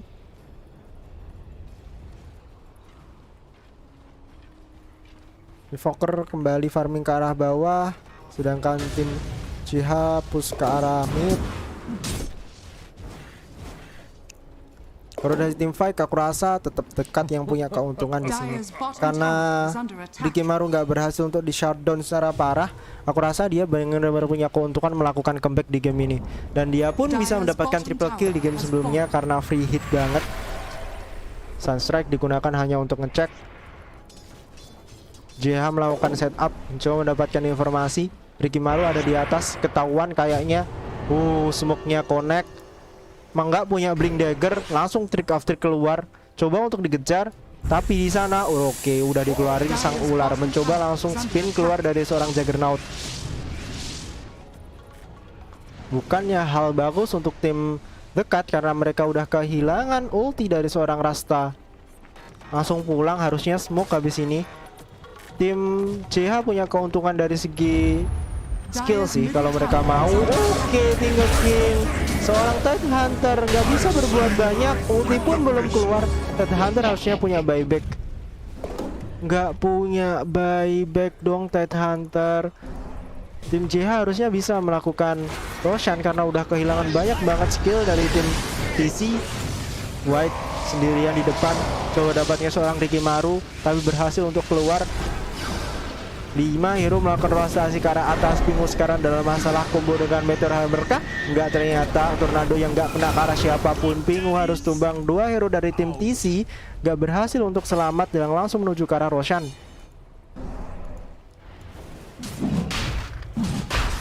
Oh ya, aku lupa banget tuh ngecek live chat. Tinggal biarkan aku berikan ke observer. Dan apakah ada teman yang gabung? Belum ada lagi. Oke, Anton, makasih banget komennya. Sekarang kita akan mencoba mendapatkan Roshan sepertinya. Distraction yang bagus banget. Di arah bawah berhasil dapetin 1. Kalau ada kritik tentang soundnya atau cara cashnya boleh loh teman-teman. Aku terbuka banget kalau soal gitu-gituan. BKB-nya dari Odi combo. BKB hanya untuk combo, dikeluarin BKB-nya, berhasil dapatin backline. Layak dilakukan, 2 hero tumbang dari sisi CH. Wow, double kill dari seorang Pinik. Rikimaru yang cukup cepat. Coba dapatkan Roshan, objektifnya yang cukup besar. Masih punya ulti harusnya dari seorang Tidehunter. Oke, udah ketahuan. Ulti dari Rasta udah keluar. Setup yang bagus banget dari tim TC. Harusnya mereka bisa mendapatkan Mas Motek ke arah Tidehunter. Belum melakukan inisiasi tambahan. Omni Slash ke arah siapa? Nggak bunuh siapapun. Odi sekarang dalam masalah, kena stun juga. Berhasil untuk dibunuh. SS belum 5 hero tumbang. Bahkan nggak sempat aku berkata apapun. Gila. Kata-kata gak bisa menjelaskan war yang terjadi di Dota, Kakanda. Aku baru lihat Odi ke hit, yang lain udah mati. Gila lah. Push ke arah atas, keputusan cukup bijak. Seenggaknya mereka akan dapetin top tower. Fortifications, last chance untuk tim JH untuk bisa ngedefense. Harusnya mereka mengikhlaskan tower atas karena habis ini mereka akan kehilangan tower 2-nya. Tower 2 yang tengah dan bawah harusnya di-push duluan sebelum naik ke high ground. Dan Nick Assassin melakukan hal yang benar. Jadi teman-teman kalau udah jelas kalah atau nggak bisa defense, lebih baik kalian itu nggak usah melakukan defense. Itu dilakukan di MOBA manapun. Itu peraturan umum di MOBA gitu. Jadi jangan sampai kalian ngedefense atau gunain skill yang udah nggak jelas. Kalau ngehold tuh beda cerita loh ya. Kalau ngehold tuh harus, tapi kalau untuk ngedefense dan melakukan inisiasi itu nggak bagus banget dilakukan ketika kalian tertinggal dari segi gold maupun posisi dan situasi. Nick Assassin langsung push ke arah bawah. Itu merupakan keputusan yang bagus karena nggak ada siapapun di bawah dan aku rasa aman banget di arah bawah. Sementara di tengah coba dapetin tower. Rikimaru punya Aegis. Oke, banyak dedel, sakit banget nantinya. Dapetin seorang Nick Assassin. Skillnya nggak connect. Spike Carapage-nya oke, berubah jadi ayam. Vessel juga cantik banget, combo dengan EMP-nya di cancel gitu aja. Odi ngeluarin BKB tapi siapa namanya? Tapi Nick Assassin harus mengorbankan nyawanya. Sekali toyor sama si Rikimaru. Toyor sekali culik toel sama si Rikimaru.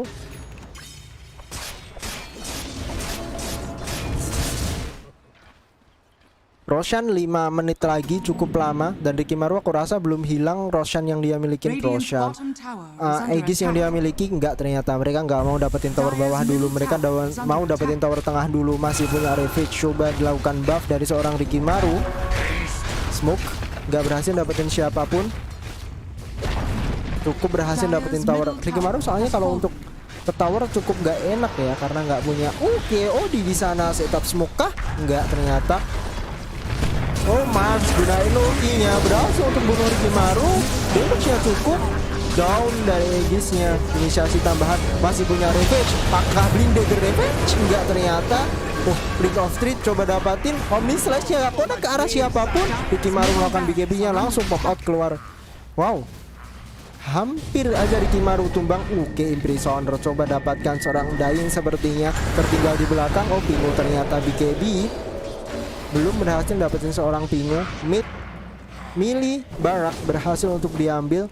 Ini artinya keluar di sini tuh bagus banget untuk tim TC. Sulit sih untuk tim dekat untuk melakukan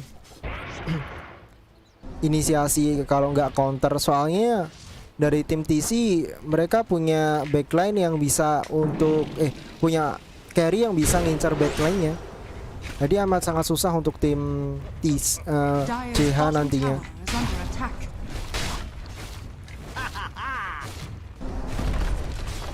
Tower bawah harusnya nggak dilakukan kontes. Harusnya tim JH melakukan smoke sekarang. Coba menggerakkan backline-nya mungkin. Kalau makin ditahan makin sakit. Jadi ya gitu. 9000 network dengan Juggernaut item seperti ini aku rasa masih bisa membalikkan keadaan kalau mereka berhasil untuk menculik Rikimaru atau nge-burst down Mickey Mouse secara cepat ketika dia punya Aegis, seperti ketika dia punya Aegis tadi. Sementara itu Roshan masih amat sangat lama, 3 menit lagi, belum random time-nya sekitar 5 menitan. Nggak mau keluar. Salah satu pilihan teraman yang bisa dilakukan tim TC adalah menunggu Roshan respawn. Tapi kalau itu dilakukan, mereka akan memberikan waktu ke arah Juggernaut untuk farming dan recover. Bukan keputusan yang bagus juga, tapi untuk nge-high ground dengan menggunakan Rikimaru tanpa punya advantage sama sekali, itu juga bukan merupakan keputusan yang bijak gitu. Jadi yang mereka lakukan adalah mancing perang di luar kebiasaan. Ketahuan di sana Dying coba lari dari sang tanking. 2 orang kena. Bobby kena stun juga. Omni Slash belum di pop out, langsung putar gitu aja sih. 2 hero tumbang. Coba untuk kabur seorang Juggernaut tapi berubah jadi ayam. Gak dihiraukan dari seorang Storm. Berhasil untuk kabur tapi nggak memberikan impact apapun di game. Storm ini Storm yang kemarin toh, bukan sih? Oke, Shackle ke arah Dying, nggak ada follow up tambahan atau lebih jauh, lebih tepatnya 2 hero melakukan buyback. Dying berhasil untuk didapatkan. 3 hero tersisa dari sisi JH, bukan hal yang bagus. Last wave sepertinya di atas, di bawah punya ketapel juga. Semakin sulit untuk tim JH untuk melakukan inisiasi. Oke, fall udah ada untuk bersiap-siap setup di bawah. Last Rosh ya, Rosh nunggu Roshan bener sih. 2 menit lagi Roshan up. Dan itu akan jadi last war sepertinya, karena buyback dari carry-nya udah nggak ada sama sekali.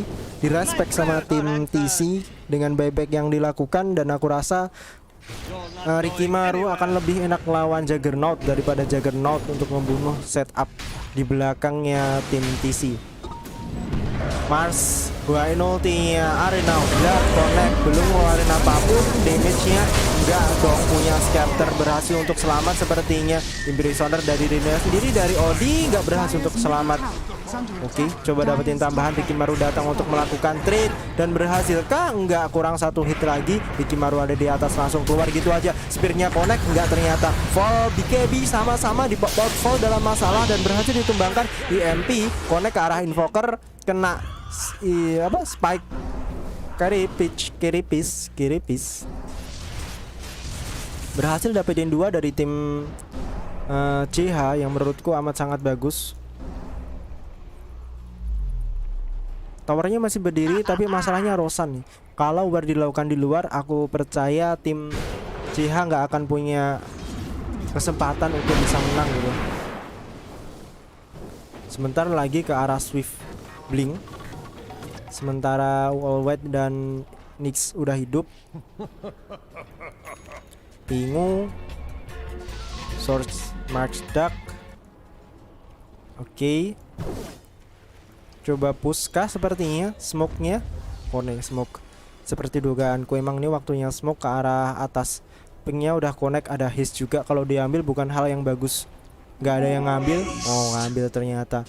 Kok ketahuan. Arah yang amat sangat bagus. Coba dapetin seorang di Kimaru, tapi scan-nya connect dari Radiance. Ketahuan smoke yang dilakukan oleh tim Dire. Langsung lari gitu aja.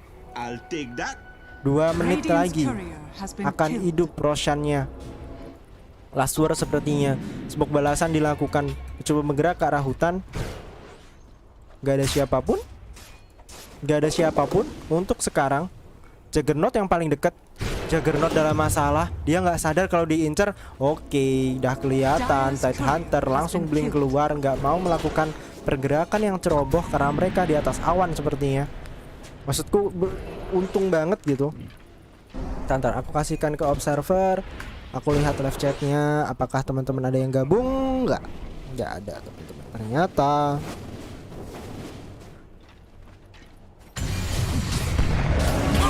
ya. Oke, Marsnya connect 2 orang di dalam arena. Oblat berhasil untuk dibunuh. Keadaan yang buruk banget untuk tim TC. Buyback dilakukan. Oke, langsung mundur dari tim TC. Sedikit demi sedikit berhasil membalikkan keadaan. Apakah comeback berhasil dilakukan oleh tim TC? Tapi itu hal yang berat banget karena Roshan akan hidup dalam 1 menit lagi.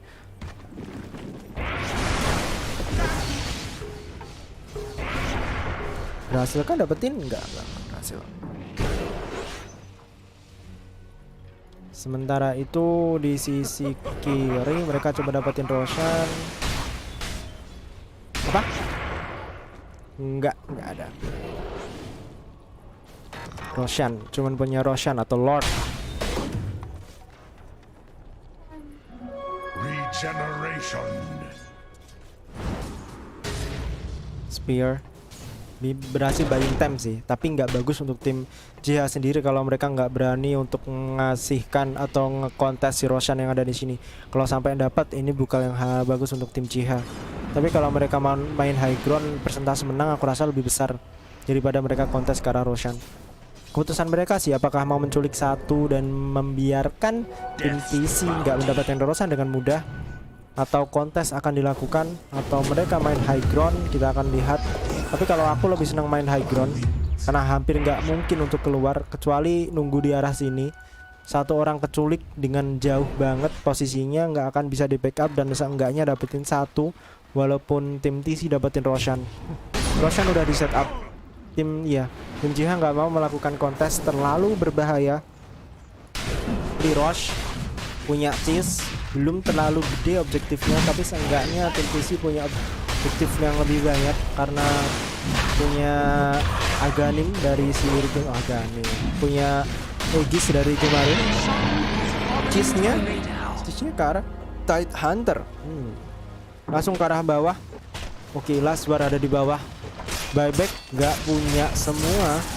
Odi juga nggak punya buyback. Masih 2 menit lagi. Gerakan darah Juggernaut langsung VP out kah? Oke.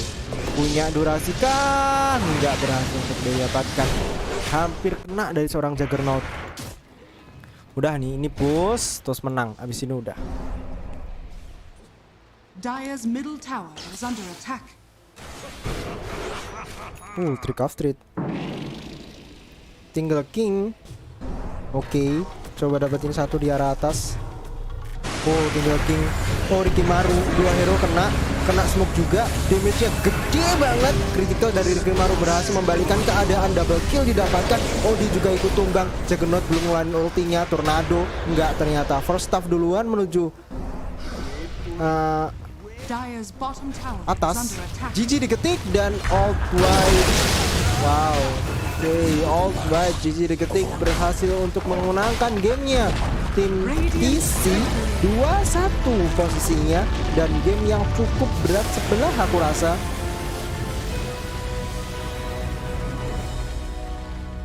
Kayak Hayabusa, ulti Juggernaut tuh kayak Hayabusa kalau di Mobile Legends gitu. Jadi kurang lebih akan sama. Yuk, yang baru gabung, makasih banget udah mau dengerin dan nonton. Aku rasa kita sampai sini dulu. Walaupun ada lagi, tapi udahlah, aku butuh makan, Pak. Dari tadi aku nggak jadi-jadi, Pak, mau makan, Pak.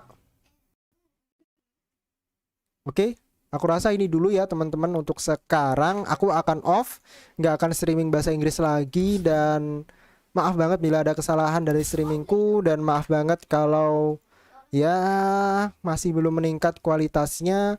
Dan saya NoName, kita akan coba di stream selanjutnya. Bye.